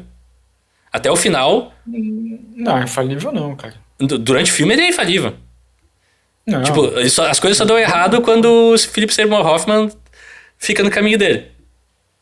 Que eu achei que podia gerar uma coisa interessante, mas também nunca anda pra lado nenhum. E ali, só um parênteses sobre isso. O personagem do Philip Seymour Hoffman, que é o Art Howe, né, o técnico. O treinador mais cabeça dura da história do... Mas aí parece que na vida real, o Art Howe, ele não foi contra implementar o Moneyball no Oakland Athletic. Ele foi a favor, ele foi um dos 3 a favor. Ele entrou na onda. Tipo, ele foi, vamos fazer isso. Tanto que parece que ele, na vida real, não gosta do jeito que ele foi retratado no filme. Então, eu acho que isso também é uma liberdade que o filme toma, né? De tipo, sim. Sim, isso é uma coisa que eu fico o filme precisava de um vilão, digamos assim. E esse eu acho que foi o jeito que eles acharam, exatamente. Porque se fosse o Jonah Hill, o Brad Pitt e o Philip Seymour Hoffman todos unidos, eles iam ter um caminho livre. Então, colocaram o Philip Seymour, tipo, mudaram, digamos, esse fato real. O que eu, nesse caso específico, eu vou dizer que me incomoda um pouco, assim, porque, tipo, é um filme que é baseado em fatos reais, entre aspas, embora, a partir do momento que tu coloque no papel, pra mim, vira ficção. Mas sim, total. É baseado em e eles fatos trocaram reais. O nome de alguns personagens também. Tem toda uma... mas eu acho que trocar, assim, totalmente... O papel de uma pessoa é meio forte. O papel de uma pessoa, eu acho muito... Eu acho um pouco demais, assim. Acho algumas coisas de leve, sim, No caso, poderia pegar uma pessoa, ou introduzir um personagem fictício que fosse contra o negócio mesmo, ou um dirigente, um dos... o presidente tá lá pra isso. Aliás, desculpa, o presidente do Athletics nesse filme é um cara do mundo dos jogos, era presidente da Activision, o Bob Kotick, foi presidente da Activision, depois da Blizzard. Esse cara tá envolvido num puta escândalo, tá sendo... tem umas coisas assim, né? Defenestrado da indústria dos jogos. Esse cara é uma pessoa bizarra, assim. Quando ele apareceu em cena, eu fiquei, o cara, não, eu não acredito. Por quê? E por que botaram ele lá? Tipo, chama... É estranho, né? Não tem porquê. Desculpa, só esse parênteses rápido. Mas não fazia ideia disso. Foi horrível ter visto aquilo, mas isso não afeta o filme pra mim, é só uma curiosidade bizarra. Sim. Mas só pra fechar rapidinho, minha bronca com o Aaron Sorkin é essa, assim. E eu acho que ele acaba perdendo um pouco da humanidade das situações e coisas que poderiam render mais no filme acaba, pra mim, devendo um pouco. E é onde o filme... eu não vou dizer fracassa, porque eu gosto do filme. De novo, parece que eu tô falando muito mal, mas não, é só... Eu tenho críticas muito específicas. Mas, no geral, eu gosto. Mas é que, assim, tem momentos que esse filme transcende, assim, a ficção e vira uma coisa interessante e fascinante, que são momentos esporádicos, quando o Jonah Hill e o Brad Pitt estão falando sobre o esporte, ou estão falando sobre jogadores. Quando eles estão escolhendo quais jogadores contratar, por exemplo, é uma sequência magnífica, e acontece uma vez durante o filme inteiro e acabou. Daí lá no final a gente tem a cena do Jonah Hill mostrando a imagem do gordinho lá, correndo e tal, que é genial também, E, cara, eu sinto um pouco de falta nisso nesse filme. Pra um filme de beisebol, podia ter mais beisebol nesse filme. Eu ia dizer Mas isso eu agora, gosto cara. disso. Tu gosta? Eu gosto de ter pouco beisebol. É que eu acho que fica um filme meio frio, assim, sabe? Eu não sei, tipo, isso foi uma das coisas que eu li também na internet sobre o filme, que é um filme que tem pouco beisebol, mas os reviews que eu li eles apontavam como uma coisa até interessante. É que eu gosto dessa ideia de, tipo, não ter tanto imagens dos jogos em si, mas mostrar mais, digamos, os bastidores. Não, eu gosto, tipo... Mas aí que tá a diferença, Não, Leonardo. Quando eu falo que não tem beisebol suficiente, eu não tô falando de jogos.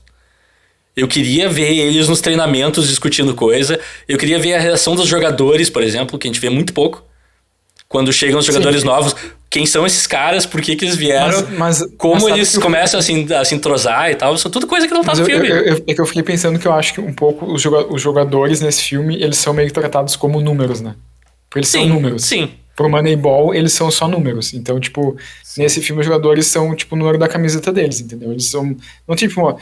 o personagem do Chris Pratt, ele tem ele é um pouco melhor desenhado, assim, né? Mas os outros são, tipo, são jogadores. Jogador 1, jogador 2, jogador 3. São números, né? Porque eu acho que tem a ver um pouco com a ideia do Moneyball em si, então eu entendo um pouco se essa foi a proposta do filme.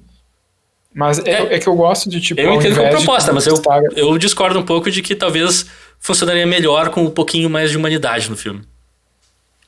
Eu já tenho uma outra... É que eu acho que a humanidade tá ali no Brad Pitt, entendeu? Quando tem um jogo de beisebol, o que ele tá fazendo, ele tá... Ele é um falcatrua. Fechado no vestiário, malhando, assim. Eu gosto dessa coisa mais...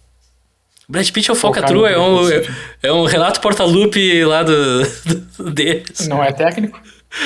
Não é técnico, mas é... Mesmo tipo de figura. Portaluppi também não, né? Então, tipo... Eu não sei se... Cuidado que ele tá em Porto Alegre, Leonardo. Ué, e daí? Sempre do lado do aeroporto, mas tá em Porto Alegre. Diga, Alexandre. Não, eu não sei se isso que eu vou falar é também porque eu gosto do esporte, mas eu não sei. Tu falou que eu sinto falta um pouco mais de beisebol, né? E na real eu senti falta de ver, eu não sei como eu veria isso, mas de ver a diferença sendo feita, tipo, porque é um filme que ele te propõe, isso aqui vai mudar o jogo, isso aqui o quê? As estatísticas. Ele tem toda uma fórmula e o filme só passa por isso, assim, mostra rapidinho ali, deu. E mostra, o que mostra? Mostra o resultado, as 20 vitórias, tipo, mas qual é a diferença, entendeu? O que não acontecia antes que agora acontece por causa dessas estatísticas, entendeu? Como é que esse cara chega na primeira base, diferente do outro que não chegava? Que é o que eles falam pro personagem do Chris Pratt, né? O Chris Pratt chega na primeira base, então vou contratar ele. Ele tem um cotovelo ralado, ele não consegue arremessar mais. Eles contratam um cara que jogava numa posição e colocam pra jogar de outra, né? Tipo, tu contratar um cara que era centroavante e botar pra jogar de lateral direito, trazendo pro futebol. Um negócio assim. E daí o cara tem que aprender, mas tu vai ensinar ele porque pelas nossas estatísticas aqui, ele vai ser bom nessa posição e vai conseguir chegar na primeira base. E daí o técnico, sei lá, eu senti falta de ver a diferença sendo feita de alguma forma, entendeu? Tipo, o que acontecia, o que não acontecia antes que acontece agora, é justamente isso, entendeu? E o filme meio que passa um pouquinho por cima disso, mas também não sei se é só, sei lá, só eu que... Porque eu gosto de esporte e tal, eu queria ver, assim, tipo, se materializando. Eu concordo contigo no sentido que, assim, eu sinto um pouco de falta desse elemento, eu sinto um pouco de falta do Billy Bean conversando com o Brand sobre o esporte. A cena que eu tenho deles discutindo os jogadores é uma das melhores cenas do filme. Que o cara tá falando, tem esse cara aqui, ele arremessa, só que ele arremessa esquisito. Todo mundo fala que ele é uma aberração. A gente pode contratar, tá ligado? Ele é barato. Tipo, isso é genial. Esse tipo de conversa, esse tipo de bastidores do esporte, eu queria mais nesse filme e o filme acaba me devendo, assim. Mas aquela cena que eles estão contratando um novo jogador, tipo, ali usando a secretária eletrônica, daí ligam pra um dirigente. Essas cenas são tri. Aquela eu acho muito legal. São poucas cenas só nesse sentido, assim. A gente passa um tempão com o Brad Pitt com a família dele. Assim. Essas cenas, tipo assim, o que teve de bastidores do beisebol me bastou nesse filme, assim, sinceramente. Eu não... mas eu vou te dizer, cara, esse negócio desse método antigo, e, assim, de achismos e de contratar por fama ou contratar por, sei lá, porque o cara é... Não sei. Hoje em dia ainda perdura em alguns lugares isso, na real. Sabe, se for ver... No Rio Grande do Sul. Eu vou ter que fazer analogia, cara, com futebol. Futebol brasileiro, assim. Porque é a realidade que a gente conhece, entendeu? E eu, assim...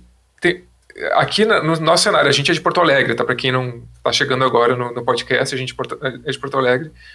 E no nosso cenário a gente viu muito... a gente viu muitos os times aqui, a dupla Grenal, principalmente, contratar sempre por nome, ou contratar jogadores que fizeram gols contra a dupla Grenal, jogadores que... Ou jogadores velhos que já têm história com o clube. Exato, mas contratar jogadores e técnicos por nome só, né? E caros, né? E eu não vou dar exemplos, mas são vários, sabe? São vários. E assim, nitidamente, hoje em dia, pegando a nossa realidade aqui, a gente tem muito menos dinheiro que os times mais ricos do Brasil, assim, no momento. Né? Os times daqui, eles têm menos dinheiro. Né? E quando tu tem menos dinheiro, que é a situação do filme, né? O orçamento que eles têm pra fazer um time é ridículo nesse filme. Mas proporcionalmente eles seriam muito menos dinheiro que o Grêmio e muito menos ainda. Sim, menos ainda. Muito menos. Seria tipo E estão na MLB, que é super competitiva. É tipo um orçamento, sei lá, de um Juventude, né? De um time que não tem tanta grana, né? Que não tem tanta grana. E quando tu tem essa situação financeira, realmente, cara, tu tem que ter uma pesquisa de mercado, tem que fazer um trabalho mais, sei lá, mais estatístico mesmo. Eu vou te dizer, cara, eu até vou trazer de novo aqui para nossa realidade. Para mim, uma janela de transferências ideal para um time assim, nessa situação, é contratando jogadores que a gente não conheça, sabe? Indo pesquisando, né, em mercados diferentes e indo muito por desempenho. Esse cara fez, sei lá, quantos gols, quantos pontos, e não se preocupar com a torcida conhece esse cara, ela vai gostar dele, entendeu? Sim. Que é muito o que os caras fazem naquela reunião, que é uma das primeiras cenas do filme ali. Total. Daquela reunião dos caras discutindo. Eles até citam um negócio. Porque esse aqui, ele tem uma namorada que não é bonita. E isso mostra... Significa que ele não tem confiança. Isso significa que ele não tem confiança. Tipo, o que é isso, cara? Sabe, tipo... Sim, exato. Daí é aquela coisa super arcaica, super, tipo, achismo, né? Tipo, impressões. E o Brad Pitt meio que tenta se colocar contra isso, né? E claro, no futebol, o futebol, especificamente, ele tem as suas peculiaridades. Tem o cara que vai fazer a jogada genial, driblar, que tu talvez não consiga colocar isso numa estatística, entendeu? Mas os esportes dos Estados Unidos, assim, os mais populares lá, hoje em dia... Eu acho que são mais quantificáveis. Os caras usam muito estatística em futebol americano, basquete, beisebol, sei lá, os mais populares lá.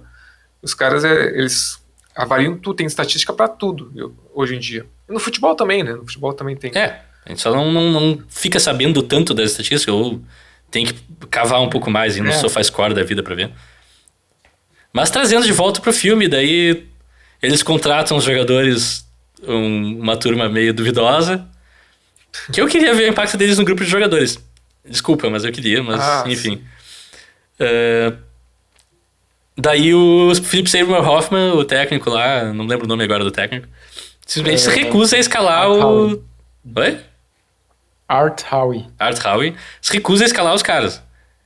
E tipo, eles começam a jogar a temporada e estão em último lugar e o cara, cabeça dura, é uma pedra immovível, né?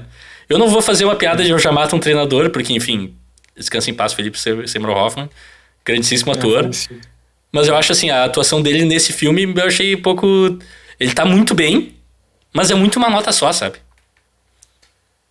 Seria legal se ele tivesse um desenvolvimento e discutisse com os caras.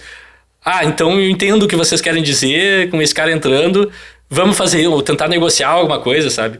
Coisas que aconteceriam num time de verdade. O treinador tá sempre tentando negociar e tentando empurrar o lado dele, mas também é um vai e vem, tá ligado?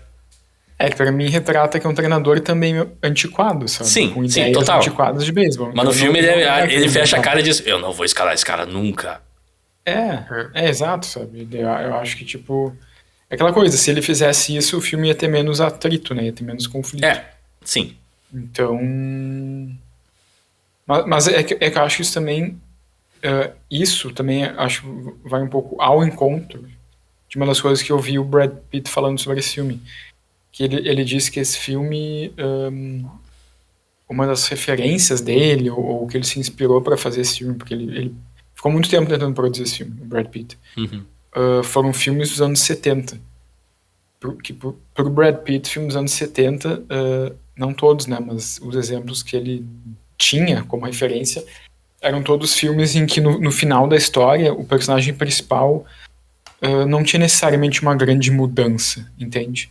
Tá. Ele não chegava no final do filme completamente mudado, ele podia talvez mudar um pouquinho, tipo um pouquinho assim pro bem ou pro mal, mas o que mudava era o mundo em volta dele. E não uma grande mudança no mundo, mas tipo assim, o mundo ao redor dele mudou alguns graus. Então, tipo, isso pra mim tá muito claro no Moneyball. Assim, Sim, o personagem do Brad Pitt não muda do começo ao fim. Assim, ele, tecnicamente, talvez ele até regrida um pouco. Porque pra mim dá a entender que no fim ele não liga tanto assim pra questão do Moneyball, ou da questão da estatística, ele quer ganhar aquele último jogo. E aquela jornada dele pros próximos anos, que a gente não vê no filme, é só descrito num texto na tela, né? Mas, ele teve essa temporada, não conseguiu aquele sonho, e seguiu tentando de outras maneiras, e ponto. Ele podia... eu acho, na verdade, a maior mudança do personagem é no começo do filme, quando ele realmente decide que ele tem que fazer alguma coisa diferente do que ele tinha feito até então. Essa é uma mudança maior do que no final. Daí tem aquela cena que eles estão na reunião, que o Brad Pitt começa a esculachar todo mundo, que é a cena mais Aaron Sorkin da história. Que diz, fala qual é o nosso... Vocês falam do problema, não sei o quê, mas alguém aqui sabe qual é o problema? Qual é o problema? Aí o cara começa a falar, não, esse não é o problema. Vai pro outro. É muito Aaron Sorkin, tá ligado? O cara viu uma keynote do cara da Apple lá, o falecido Steve também, Jobs. do Steve Jobs, e transformou numa cena do filme, tá ligado?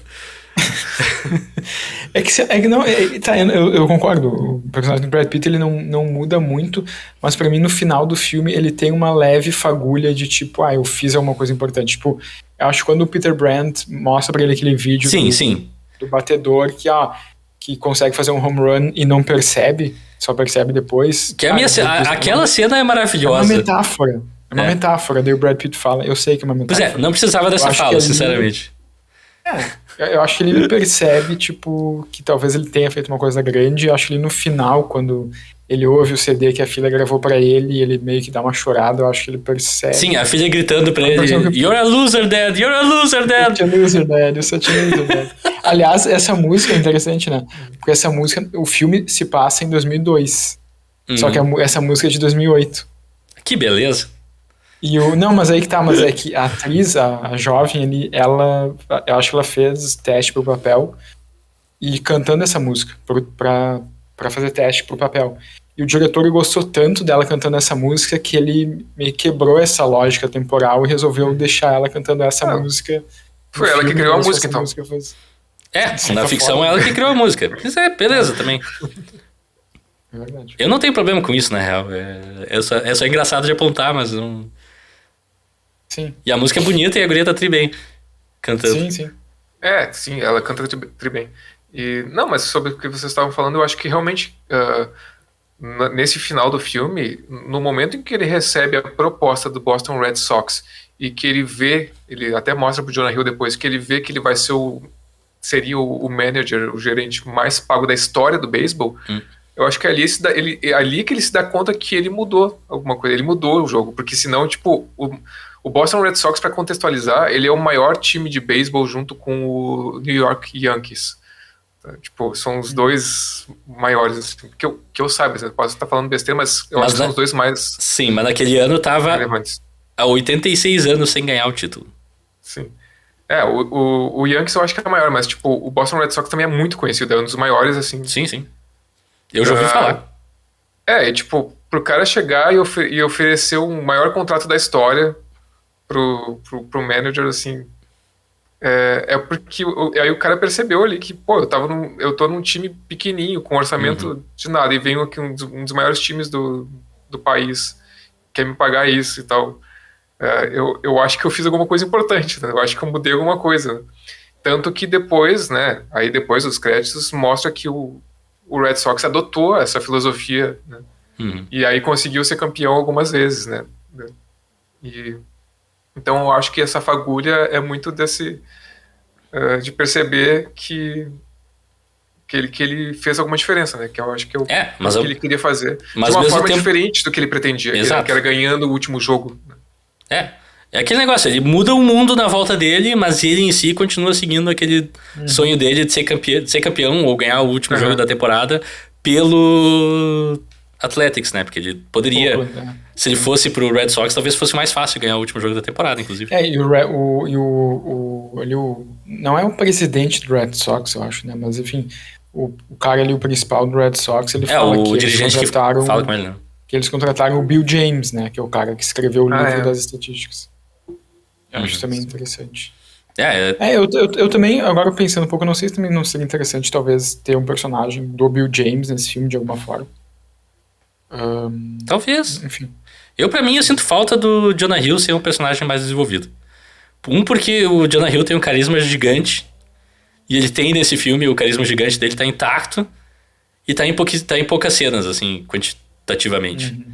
Tem uma cena genial que o Brad Pitt começa a demitir todo mundo que o treinador gosta, e o principal jogador, ele pede pro Jonah Hill, não, vai lá e demite o cara pra mim. Ele, mas como assim? O que eu vou falar pra ele? Não, tu sabe, vai lá. E é uma cena também muito legal, assim, ele tá super nervoso, ele chega pro cara, eu preciso dizer uma coisa, a gente tá te cortando do time. Tá, beleza, vocês negociaram com alguém? Sim, negociamos, o salário é tanto e tal. Tá, beleza. Daí sai meio de puto, assim, mas ok, não é aquela reação que ninguém espera, assim, só ok. Antes tem uma cena de preparação pra isso, que o Jonah Hill e o Brad Pitt, o Brad Pitt pede pro Jonah Hill demitir ele. Se demitir, tipo, pra simular, né, ensaiando. E daí o Jonah Hill fica todo assim, sem jeito, ele começa e não consegue terminar, o Brad Pitt dá umas cortadas nele, dá umas... mas eu acabei de comprar uma casa, como é que tu tá me demitindo agora? A minha filha eu acabei de botar no colégio. Sim. Ele vai todo com medo, Jonah Hill, né? Daí quando ele vai demitir, realmente, o cara... Na verdade, ele avisa que o cara foi trocado pra outro time. Isso. Foi negociado com outro time. Daí ele vai lá, faz e não acontece nada. O cara simplesmente, beleza, e sai. Sai meio putaço, assim, mas ok, nada de over. Exato. É uma pessoa que foi demitida, por assim dizer. Mas isso também ecoa um pouco com uma cena depois que o Brad Pitt tem que demitir um cara. E isso eu percebi como uma mudança um pouco do personagem do Brad Pitt. Porque até um certo momento da história ele diz que ele não se envolve com os jogadores, né? Ele nem viaja com os jogadores para os jogos. Ele nem assiste os jogos. Nem assiste. E depois o payoff é genial também. Desculpa. Porque, enfim, e daí ele... Não, enfim. Ele não se envolve com os jogadores e ele sempre demite, dá a entender que ele sempre demite de um jeito bem direto, assim, bem corte, tipo assim, né? É um tiro na cabeça, não é um... Não são vários tiros no peito pra ele. Mas aí tem uma cena que ele tem que demitir um jogador e que tu vê que é uma cena um pouco mais calorosa, assim, né? Que ele vai até o cara e fala, ele tá te cortando. Daí o jogador pergunta, fui trocado? E daí o Brad Pitt fala, não. Tu só tá sendo mandado embora. Mas o Brad Pitt, ele, talvez antes ele só levantasse e fosse embora, mas naquela cena ele diz, olha só, eu não posso ter 22 jogadores no meu elenco. Então, tipo, ele acho que também ele fica um pouco mais caloroso, assim, na medida que a temporada vai se desenvolvendo, mas também que a ideia do Moneyball vai dando certo, assim, né? Eu também percebi um pouco essa mudança nele, assim. Leve, uma coisa muito leve, mas eu vi como uma mudança, assim. Eu fiquei um pouco na dúvida se aquilo eles não querem mostrar só que ele tem mais experiência e aquele é o jeito dele de demitir os caras mesmo. Ou qual é que é, Aí eu não captei muito a mensagem da coisa assim. Sim. Mas a cena é uma cena forte, assim. O carinha fica com uma cara muito... Sim. Minha vida é isso. O que eu faço agora? Sim. Bem chocante. Também tem esse lance dos que o Leonardo falou antes de os caras serem tratados como números, né? No filme. E eu acho que essa questão do Brad Pitt ter insistido nessa... com o Jonah Hill, nesse negócio de demitir os caras e tal, é porque, assim, eu acho que tem que ter um equilíbrio, né? Porque o Jonah Hill, ele é um economista, né? Ele é formado em economia e tal. E, tipo, basicamente mostra ele como um cara dos números, assim, ele tá sempre no computador, ele traz, tipo, ele avalia os números de todos os caras e tal, e daí o momento em que ele tem que se deparar com uma questão humana, que não é, tipo, que não depende dos cálculos dele, é o momento mais difícil para ele, é um dos principais conflitos que ele tem, né? Então, acho que tem um pouco de, talvez, querer mostrar pro cara que, o cara tem todos os números dele, ele tem todas as estatísticas que ele consegue fazer ou não fazer, mas ele é também um ser humano e tu vai ter que lidar com isso se estiver trabalhando aqui, né? Então, eu acho que também tem esse lado aí, né? Também tem aquela cena que o Brad Pitt manda o Jonah Hill viajar com um grupo de jogadores. Daí o cara do lado dele tira o headphone e começa só a perguntar coisas sobre o Brad Pitt. Por que o Billy não viaja com a gente? Por que ele não fala com a gente mais? Por que não sei o quê? Daí ele só corta o Jonah Hill, põe o headphone e deu. E o Jonah Hill não sabe responder nada. Mas é legal que esse jogador, David Justice, ele pergunta: outra coisa, por que o refrigerante Sim, tem isso. Como é que é? Não é caixa automático. Mas no... o que os jogadores têm que pagar pelo refrigerante deles. E o dinheiro, de refri, né? E o dinheiro vai pro clube. Tem que pagar $1. Tem que pagar $1 pelo refri. Daí, tipo, o David Justice pergunta: por que a gente tem que pagar $1 pelo refri no próprio vestiário? E o Jonah Hill fala: é que o Billy gosta de manter o dinheiro todo no campo. Daí o David Justice pergunta: esse $1 tá no campo. Aonde no campo? Daí o Jonah Hill fala: é difícil de ver, mas tá lá. Tipo, é um negócio muito péssimo, assim. Sim. Muito péssimo.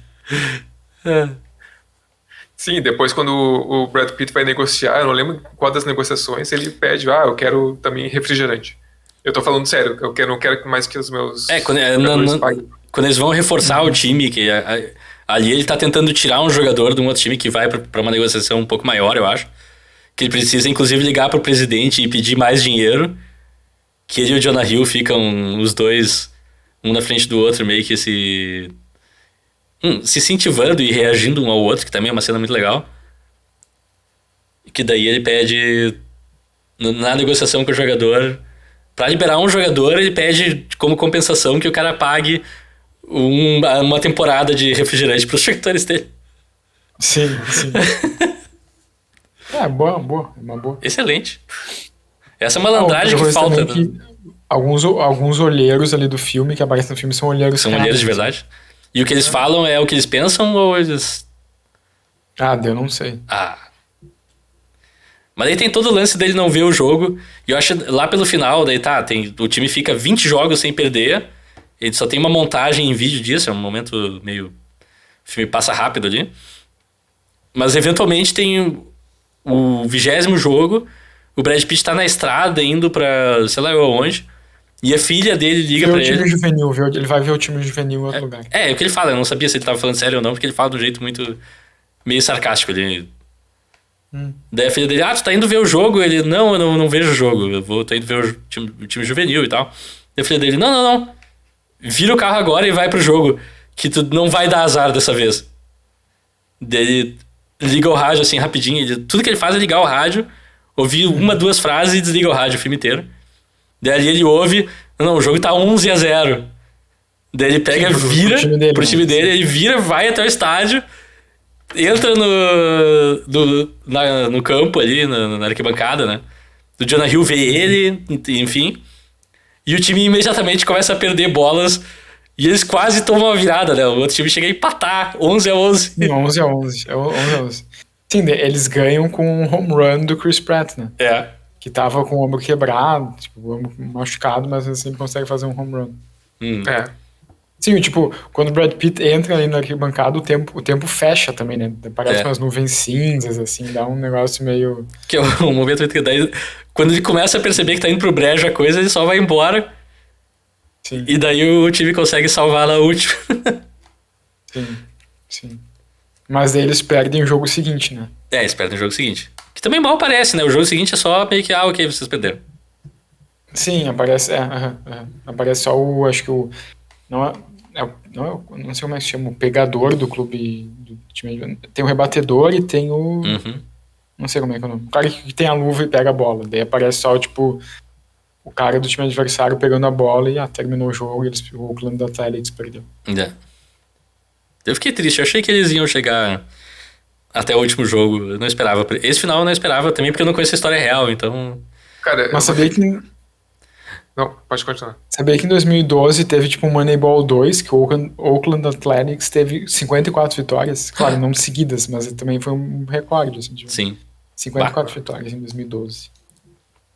O que eu ia citar agora, não queria passar esse episódio sem citar, porque eu lembrei agora, não sei se tem muito a ver, mas na verdade tem a ver. Novamente futebol, mas um dos maiores feitos que eu já vi na história do futebol, que eu acho que se relaciona com essa questão dos times pequenos, assim, e da questão também de mercado, de análise de mercado. Só fazer uma menção aqui ao Leicester de 2016, 2017, cara, que foi uma das maiores... Cara, um dos maiores feitos da história do esporte. Foi 15 e 16, né? Foi 15 e 16? Foi 15 e 16. O Leicester City foi campeão da Premier League, tá? Que é a liga de futebol da Inglaterra, que é a liga de futebol mais difícil do mundo e mais rica do mundo, com times absurdamente ricos, assim, tipo, e essa diferença de orçamento realmente deve ser parecida com o que tem aí no filme, no Moneyball. E cara, é um campeonato que não é de mata-mata, né? É um campeonato de turno e retorno, pontos corridos. E tipo, Claudio Ranieri, o técnico, eu acho que ele até ganhou o título de melhor técnico daquela temporada, né? Pela FIFA e tal. E assim, cara, construindo um time sólido com contratações inteligentes, baseada em muita análise. E para citar dois jogadores que despontaram muito depois disso, o Riyad Mahrez, que hoje é jogador do Manchester City, e o principal deles, o N'Golo Kanté, um dos melhores volantes do mundo, assim, jogador da França, campeão do mundo pela França. Mas o Jamie Vardy, o atacante do City, também era bem. E o goleiro, o Kasper Schmeichel também. Sim. Mas não, cara, eu, tipo, parando um pouco no futebol, pra mim, tipo, o Leicester ter sido campeão inglês em 2016, pra mim foi um dos maiores eventos da história do futebol, assim, sinceramente. Sim, da história do futebol. Tipo, sinceramente, assim, tipo, isso é uma coisa absurda, assim. Mas isso também é uma coisa que ele fez o Leicester meio que mudar de patamar também, né? Sim, o Leicester se tornou um time um pouco maior, até, tipo, acho que ano passado eles ganharam a Copa da Inglaterra, depois a Supercopa da Inglaterra, tipo, eles se transformaram num clube maior, assim, não foi, que ganhou um título super importante e depois meio que foi pro ostracismo de novo. Sim. Não, eles se mantiveram depois disso. Né? Cara, mas isso... Mas foi esse título que alavancou, né? E aí isso suscita uma dúvida pra mim, desculpa trazer de volta pro filme, mas... Não, tá certo. Que ficou um pouco, mas aí é por falta de informação mesmo. Eles dão a entender que o Athletics segue na mesma batida depois ad infinitum, assim, até quando o filme é feito. Mas não pode ser, né? Depois de uma temporada assim, o time teria também subido de patamar. Eles teriam cacife pra fazer contratações um pouco melhores, porque, enfim... 20 vitórias não é por acaso, não é... Eu não sei, eu não sei o quanto de remuneração isso gera, o quanto de, sei lá, de... Pô, estádios cheios deve gerar alguma remuneração. Aí não... olha, eles até, tipo, é interessante, né, no filme que se passa em 2002, o último título deles foi em 1989. E até agora, 2022, o último título deles ainda continua sendo 1989. O Billy Bean não conseguiu o sonho dele ainda. Aparentemente não. Agora eu tô muito triste. Mas isso eu acho interessante de estar no filme, né, que ele tem a proposta de ganhar um salário milionário no Red Sox, mas ele diz não, porque ele já tinha feito uma escolha na vida dele antes, quando ele decidiu ser jogador, uma escolha financeira, e ele prometeu para ele mesmo que ele nunca mais ia fazer uma escolha baseada em dinheiro. Então, tipo, o sonho dele é ganhar pelo Athletics. Mas aí eu fiquei na dúvida, tipo, quando ele olha fotos dele passadas, a gente vê que ele usa camiseta de vários times, né? Ele não fica a vida inteira num time só. Porque o Athletics, eu também não entendi, assim. Como assim? Porque o Athletics, ele não parece ter uma ligação afetiva com o time, exceto nessas cenas em que ele tem uma ligação afetiva com o time, sabe? Olha o que a internet está me dizendo. Aparentemente o Billy Beane foi General Manager do Oakland Athletics de 97 até 2016. Então acho que não... Não vingou. Triste, cara. Eu não sei, isso que tu perguntou, Rafael, não sei se não tem a ver com a localização. Porque até no final do filme, a filha dele pergunta, não sei se tu vai se mudar ou não, alguma coisa assim. Né? Quando Boston, ele tá com a proposta do Red Sox, eu não sei se também não tem um elemento que não é, talvez não seja tão explorado, mas o elemento da família, né? De ficar perto da família, de não querer fazer uma mudança de lugar. Da ex-família, né? Porque é a filha, a ex-mulher e o padrasto. Sim, mas tipo...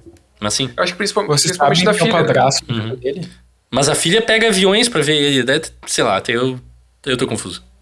Eu confesso que eu fiquei confuso ali, porque primeiro aparece ele indo pegar ela de carro e depois ela pega um avião pra ir visitar ele. Não entendi se ela.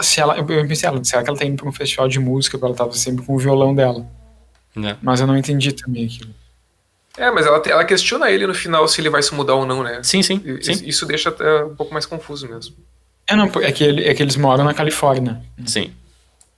E daí, tipo, se ele sairia da Califórnia, ele iria pra Boston, que eu não sei qual é o estado.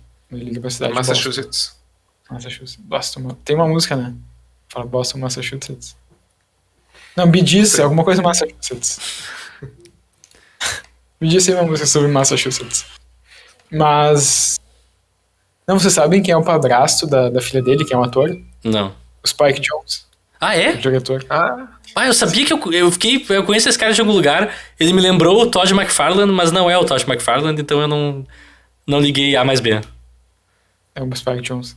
Genial. Ok, isso melhora um pouco. Aquela cena é gloriosamente desconfortável e esquisita. Sim, entre os dois. Totalmente. Conversando. E aí, como é que vai o time? Vai bem. Como é que vai não sei o quê? Pois é. Tu perdeu como é que é o Giamboni? Giambi. Tipo, a ex-mulher dele também, parece que ela e o atual marido não gostam muito, não se interessam muito por beisebol, então fica uma coisa meio eles tentando falar com ele, uma coisa meio forçada, e não rola, assim. Mas então tá, acho que chegamos ao momento, se alguém tem uma consideração final... Olha, eu gosto bastante. Oi? Só pra me... Eu gosto bastante desse filme. Não, eu gostei do filme. Eu acho que eu acabei saindo parecendo mais negativo do que minha opinião realmente é, mais porque pra dar contrapontos pra conversa, assim, porque como filme, de novo, eu tava entretido o tempo inteiro, a maioria das cenas funcionou, eu tenho problemas com o diálogo e eu gostaria de ter um aspecto um pouco mais humano na história, só isso. Tipo, é super pontual, assim, não é... Mas enfim, Alexandre, tu ia falar alguma coisa, eu te cortei. Não, eu ia dizer só pra me salientar que no começo quando eu falei das questões técnicas, eu não quis dizer que esse filme é ruim em algum aspecto técnico. Não é. Mas não se destaca, né? O que eu quis dizer foi isso, tipo, que eu não me chama atenção, assim, tipo... Nenhum aspecto técnico porque tem filmes que tu diz, esse filme aqui tem uma fotografia muito chamativa, muito boa. Esse filme é uma porcaria, mas a fotografia que ele faz é maravilhosa. Eu acho que esse filme que ele é sólido nas questões técnicas, ele é bom, mas o que me chamou a atenção, e eu gosto desse filme, é realmente o tema. Eu gosto muito do tema, eu gosto muito do ambiente de esporte. Eu gosto do personagem, eu acho um desenvolvimento legal do personagem. Mas... eu gosto do personagem, mas eu acho que eles deram enfoque pro personagem errado. Eu também gosto de personagem do Jonah Hill. E essa questão que o Leonardo falou do time pequeno, da ascensão do time pequeno, isso é legal. Eu também sempre gostei disso. Inclusive, nos mundiais de clube, eu sempre torço pro time da América do Sul, independente de qual time seja. E é por isso que o Alexandre do futebol americano torce pro Green Bay Packers, que é um time que não ganha nunca, né? Também não é assim. Já passa um tempo, eu nem lembro. Eu queria só complementar que, pra mim, essa é uma das melhores atuações da carreira do Brad Pitt. Assim, pra mim, ele tá muito bem nesse filme. Eu acho. Na minha, assim, no meu gosto, pra mim, é a melhor atuação da carreira dele. Pra mim, assim. eu acho. Não, cara, eu acho que ele tá muito bem. Eu acho que ele tá muito bem. Eu acho que, inclusive, alguns dos problemas que eu teria mais com o personagem, com o roteiro, muito passa por cima por causa do carisma do Brad Pitt nesse filme. Tipo, muita coisa que, que eu gosto, seria na trave funciona. Ele tá sempre... Parece que ele tá sempre nervoso, então ele tá sempre comendo alguma coisa. Vocês perceberam isso? Tipo, quando ou cuspindo coisas. Bota pipoca na boca, e tem uma coisa que ele tá sempre mastigando e cuspindo no copo, que eu não sei o que é, se é tabaco, não sei o que. Jogador de beisebol costuma mastigar tabaco, né? Mas eu não sei se é... Uma coisa que me chamou a atenção também, naquela cena em que aquele jogador David Justice vai falar com o Chris Pratt e perguntar qual é o teu medo, e o Chris Pratt fala que a bola me atinge nos lugares... peraí, não. Essa é uma cena que a gente esqueceu, que é chave. Que a certa altura do filme o time tá meio que degringolando e o Justice, o Brad Pitt tá passando no lugar que ele tá treinando tacadas e o Justice meio que confronta ele, dizendo, o time não tá funcionando, o que tu quer que eu faça aqui? Eu tô velho, não sei o quê. E o Brad Pitt, não. Tu tá aqui porque a gente não te contratou pelo teu histórico, a gente contratou pelo jogador que tu é hoje. A gente quer, assim, o último suco de beisebol que tu tem pra dar. A gente tá contando contigo e eu quero que seja uma liderança. E daí, na cena seguinte, o Justice meio que já começa a tomar esse espaço de liderança. E aí eu fiquei, cara, nós temos pistas de uma sequência interessante, mas fica só nisso, assim. Parece que ele ensaia isso, mas aí, vendo a resposta do Chris Pratt, parece que meio que ele desiste, assim, meio que... então tá. Porque o Chris Pratt disse, ele disse, ele pergunta qual é o teu maior medo. O Justice pergunta pro Hatterberg, que é o personagem do Chris Pratt, né? É que a bola vem na minha direção. Alguma coisa assim, é uma coisa muito... In my general direction. O Chris Pratt... Vamos ser franco, né? O Chris Pratt, a atuação dele nesse filme é perdido o tempo inteiro. Tanto ele quanto o personagem. Tipo, ele nunca se acha o filme inteiro. Mas sabendo o que tem dentro de uma bola de beisebol, eu concordo com ele. Sim. Não, daí o Justice pergunta, sério, qual é o teu... Daí o Chris Pratt para um pouco. Não, sério, é isso mesmo. Daí ele meio que fica assim, o Justice fica meio assim, tá, então tá. Tipo, parece que ele desiste de motivar o cara. É engraçado, quando eu revi essa cena, não sei se foi dessa vez que eu revi o Moneyball, quando eu vi essa cena solta em algum momento na TV, na minha lembrança também ela tinha um fechamento melhor de tipo, David Justice dar um conselho pra ele, sabe? Mas não, fica uma coisa que parece que a cena vai pra um lado e ela acaba antes, assim, eu concordo, parece que ela fica um pouco sem propósito, assim. Mas o que também me chamou a atenção um pouco nessa cena foi, tipo, que estão os dois ali e o Justice tá comendo, tipo, cereal colorido, aquelas coisas bem vagabundas, assim. E o Chris Pratt tá comendo um Cup Noodles. E eu fiquei pensando, cara, não tem um nutricionista, uma nutricionista nesse... Sim, tipo, é meio refrigerante, são atletas, pô. Tipo assim, eu acho que do lado do Chris Pratt também tinha uma maquininha ali da Häagen-Dazs, se eu não me engano. Então, tipo, cara, o que esse jogador que come sorvete, come cereal, que é puro açúcar, e comem Cup Noodles, tipo, isso é a alimentação deles, jogadores profissionais, tipo... Eu não sei se... eu arrisco dizer que talvez o beisebol tenha uma preparação um pouco diferente do que a gente tá acostumado com o futebol. Eu pensei isso também. Eu pensei que talvez seja menos... Talvez fosse isso, mas talvez por ser um clube tão sem dinheiro, talvez eles não tenham muito investimento nisso. Não sei. Também não sei. Mas voltando na cena anterior, assim, tipo, que o David Justice tá conversando com o Billy Bean, e o David Justice naquele momento tá meio pavão, assim, né? Tipo, tá meio, aqui... Tipo, tu me paga 7 milhões por ano pra eu jogar, então tu me quer no teu time. Daí o Billy Bean fala, não, eu pago 3,5 milhões. Os outros 3,5 milhões quem paga acho que é o Oakland Athletic. Não, é o Red Sox. Eles pagam pra tu jogar contra eles. 3 milhões e meio pra eles. Então isso é o que eles pensam de ti. E daí naquele momento o David Justice meio que tá, ok, tipo, ele meio que muda, assim, né? Eu achei que ia ter mais um elemento, o David Justice agora tomando essa posição de líder do grupo e começando a agregar os jogadores e tal. Mas a gente não tem isso. Mas é meio sacanagem, né? Porque, tipo, se tu for ver, todo empréstimo que o time que empresta paga parte do salário é assim, entendeu? E, tipo, não é necessariamente... É uma negociação que existe nos esportes, empréstimo de jogador. E não é necessariamente que tu pensa, eu vou pagar pra esse cara jogar contra mim porque ele é muito ruim. Tipo, não... Mas o cara usou isso naquele momento como um tipo de motivação. Um tipo de... No futebol brasileiro, inclusive, os jogadores não podem jogar contra o time que paga o salário deles. Ou tem um acordo que eles não jogam, geralmente. Tem alguns casos, né, que não, não pode. Mas enfim, considerações finais, gente. Considerações finais? Não, acho que é isso.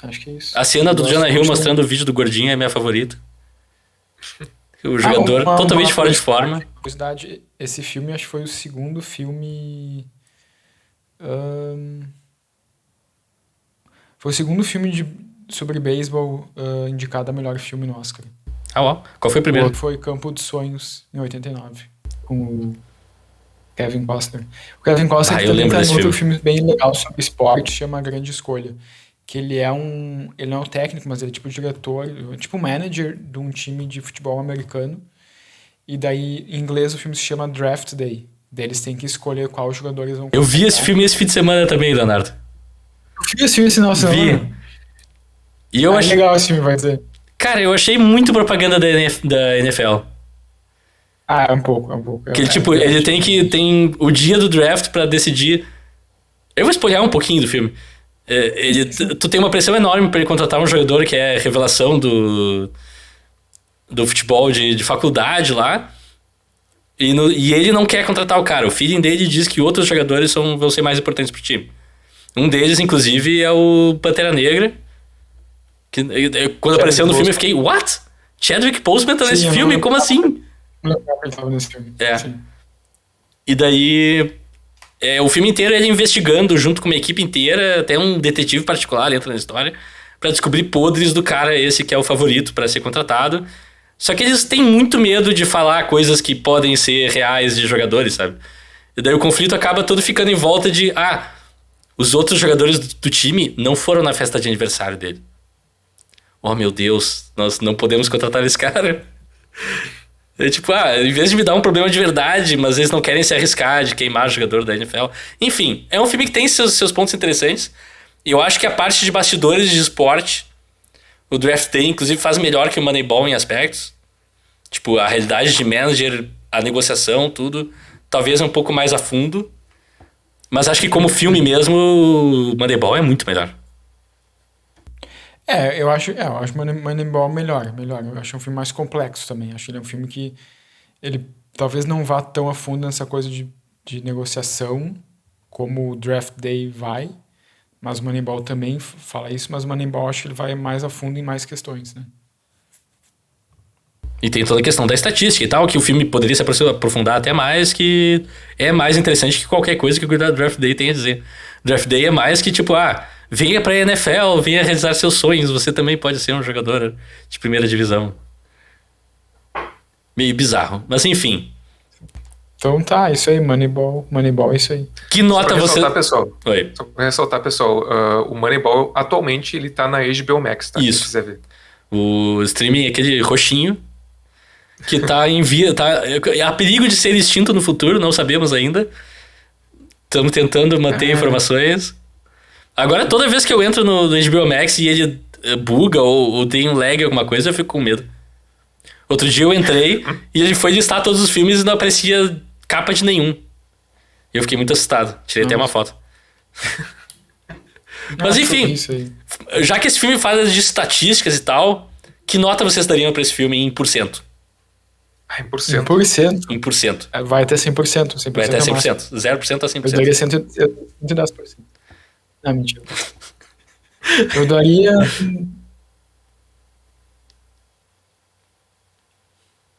entre 90% e 95%. Alto. Eu acho que eu só não dou 95% porque algumas coisas que vocês falaram me convenceram, então eu vou ficar em 90%. Alexandre? 81,5%. Boa nota. Eu dou 79,8%. Pra mim ele chega então na beira de ser um grande filme, mas é um bom filme. 90,68%.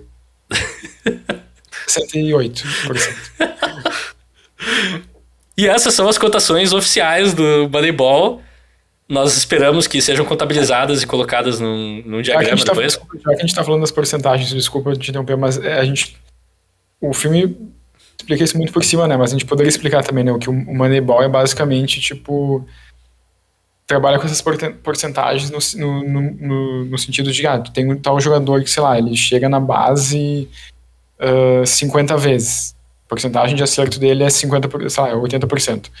Então, tipo, mas ele é um jogador muito caro. Então, ao invés de eles contratarem um jogador muito caro que vai chegar na base 80 vezes, eles vão contratar 2 jogadores muito baratos, que cada um deles chega na base 40%. E também focando numa estatística específica. Tipo, ao invés de, esse cara sabe bater, esse cara sabe também pegar a bola e arremessar e coisa e tal. Não, ele chega na base, ponto. É só isso que ele precisa saber. É meio que, tipo, digamos, se fosse um técnico de futebol contrataria, o volante, o que importa é que ele roube bolas, ponto. E daí tu vai lá e contrata o cara que tem a maior porcentagem de roubo de bolas, mesmo que ele não seja um grande jogador, porque se ele cumprir esse papel, o teu time vai estar desempenhando. É isso que o Moneyball diz, basicamente. E com essa definição, nós chegamos ao fim da discussão de Moneyball. Vamos para o quadro favorito de todo mundo, que ninguém se prepara geralmente. Dizer qual filme você recomendaria baseado nesse filme. Tá, mas agora que a gente vai fazer aquele negócio que só um... Não, calma, segura. Novidades vem depois. Eu vou começar, eu tenho uma recomendação nada inspirada, então eu vou falar isso aí correndo, que o Leonardo vai querer jogar o computador dele pra dentro da tela do computador dele pra me acertar. Que eu recomendo A Rede Social, também com o roteiro de Aaron Sorkin, também sobre uma figura, nesse caso, bastante mais antipática, mas que meio que mudou o mundo e tal. Talvez, né? O Facebook teve algum certo impacto. Talvez, assim, dizem que sim. Mas é isso aí, eu acho que é um filme também que tem uma linguagem parecida. Eu indico 2, Campo dos Sonhos, de 89, que também é um filme de beisebol, e A Grande Escolha, com o Kevin Costner, que também é um filme, não é sobre beisebol, é sobre futebol americano, os bastidores do futebol americano, mas também diria, sei lá, um filme de futebol que eu gosto muito, que é o Rudo e Cursi, que é do Carlos Cuarón, também é um filme de esporte. Tá nada, era uma recomendação, não 40. Não, tudo bem, né? Foram só 3.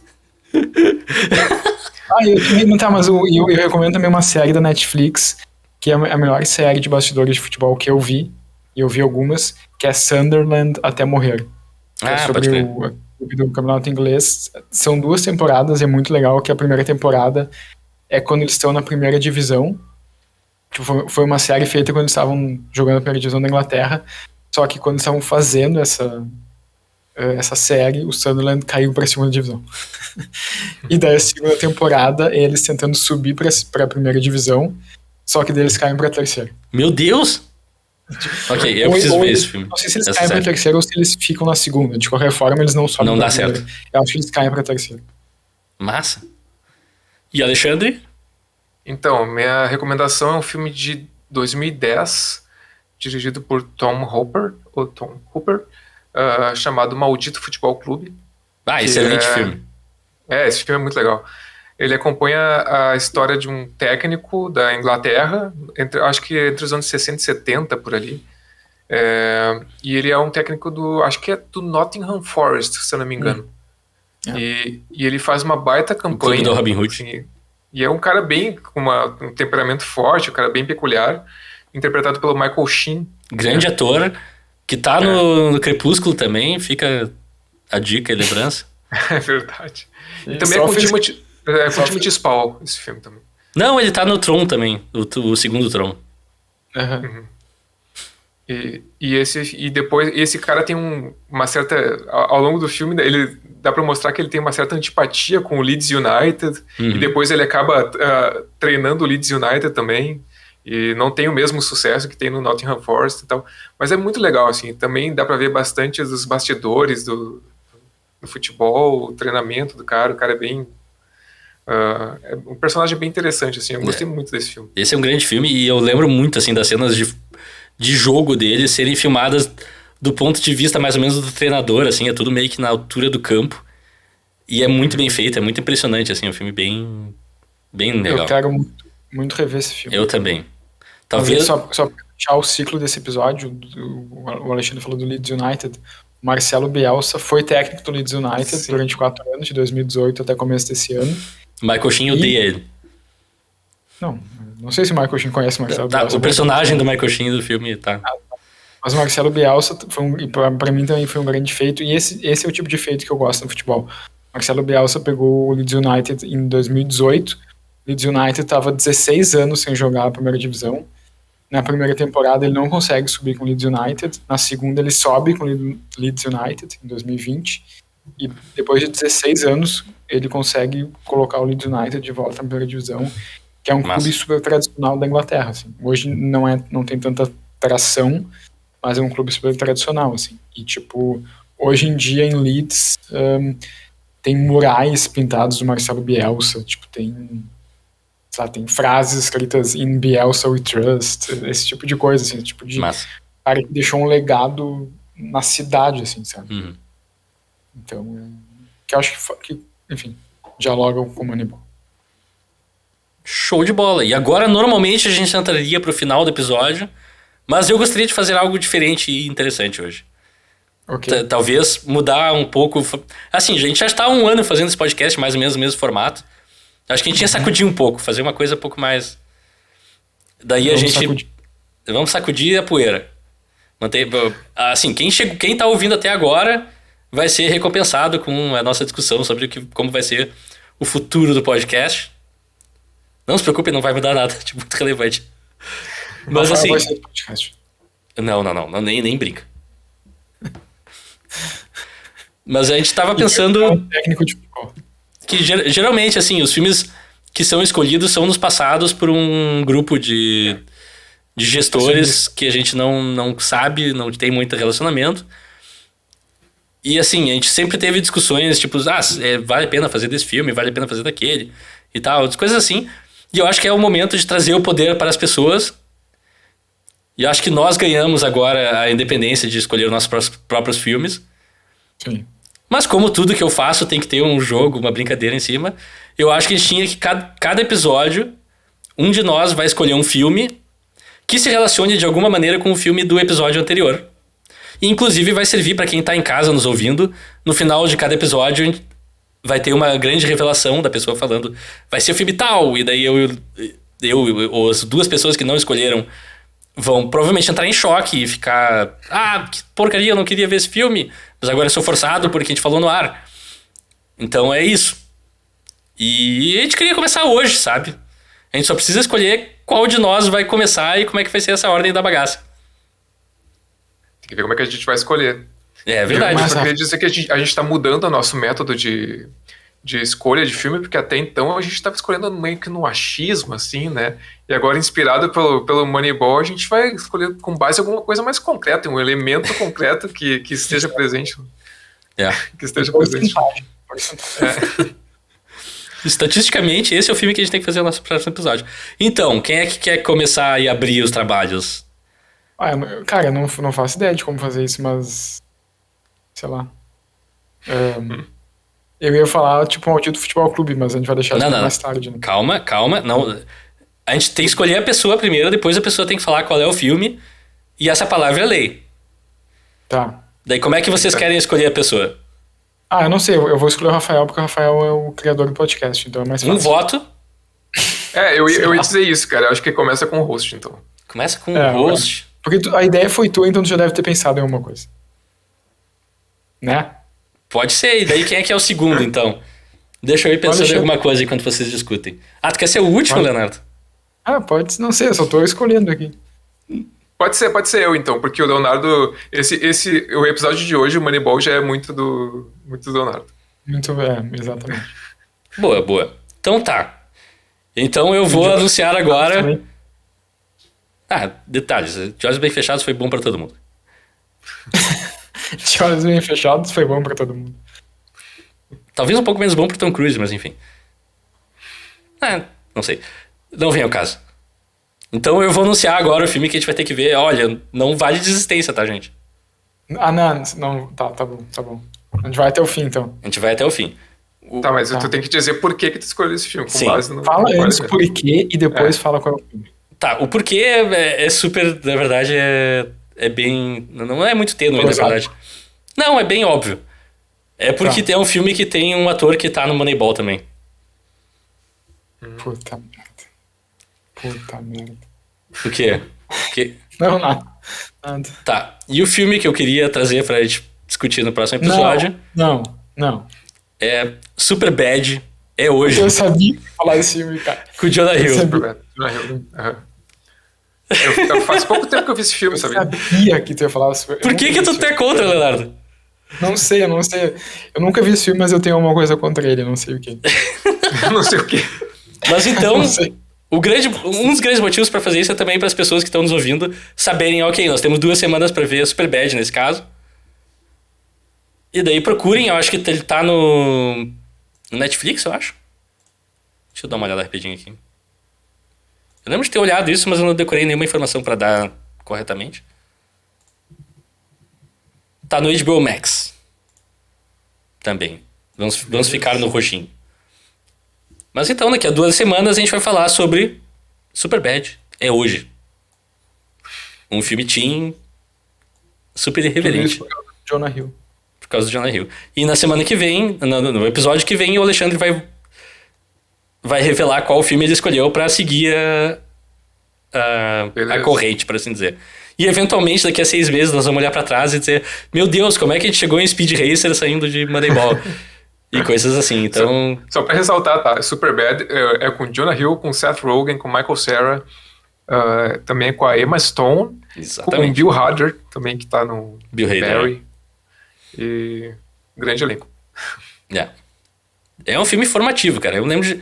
Assim, ó, eu vou ser bem sincero, eu lembro de adorar esse filme, e foi o filme, assim, que obviamente revelou o Jonah Hill, mas eu não vi ele desde que ele era novo, então eu não me arrisco a dizer se isso sustenta ou qualquer coisa.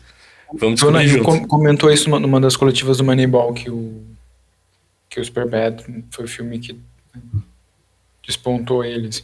Total. Então vamos descobrir juntos se o filme sustenta ou não. Até lá. Até lá. Vocês podem nos seguir no Twitter em @queroverpodcast, no Instagram em @euqueroverofilme.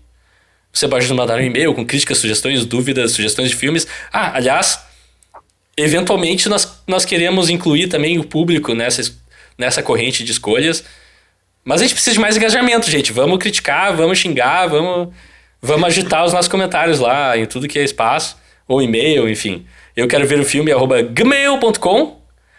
Você pode assistir no YouTube também, Eu Quero Ver o Filme, ou youtube.com/Eu Quero Ver o Filme. Eu tinha que corrigir isso, mas enfim. Nos sigam, deem likes, comentem, cliquem em todos os botões. Indiquem para amigos e inimigos, usem como cantadas em festas, coloquem banners pela cidade, levantem placas em jogo de futebol. Tudo tá valendo. A gente também tá no Spotify, no Apple Podcast, ou na tua plataforma de podcast favorita. Se tu não nos encontrar, me avisa, manda uma mensagem em algum lugar, ou xinga. Rafael, tu falou que tá em tudo que é lugar, mas não tá no serviço tal, que eu vou descobrir como botar lá, tá? Daí tu pode me seguir no Twitter em @Rafael_Coelho. Leonardo? Não tenho mais Twitter. Leonardo saiu do Twitter, então diz teu Instagram. Mentira, eu tenho sim. É Léo Wittmann? É @Léo Wittmann. W-I-2-T's e 2 N's. W-I-2-T's MA2Ns. E Alexandre Rossi? É @AL_Rossi. E até daqui a 2 semanas. Lembre-se que estatística pode ser importante, mas não é tudo na vida. Exatamente. Tchau, pessoal.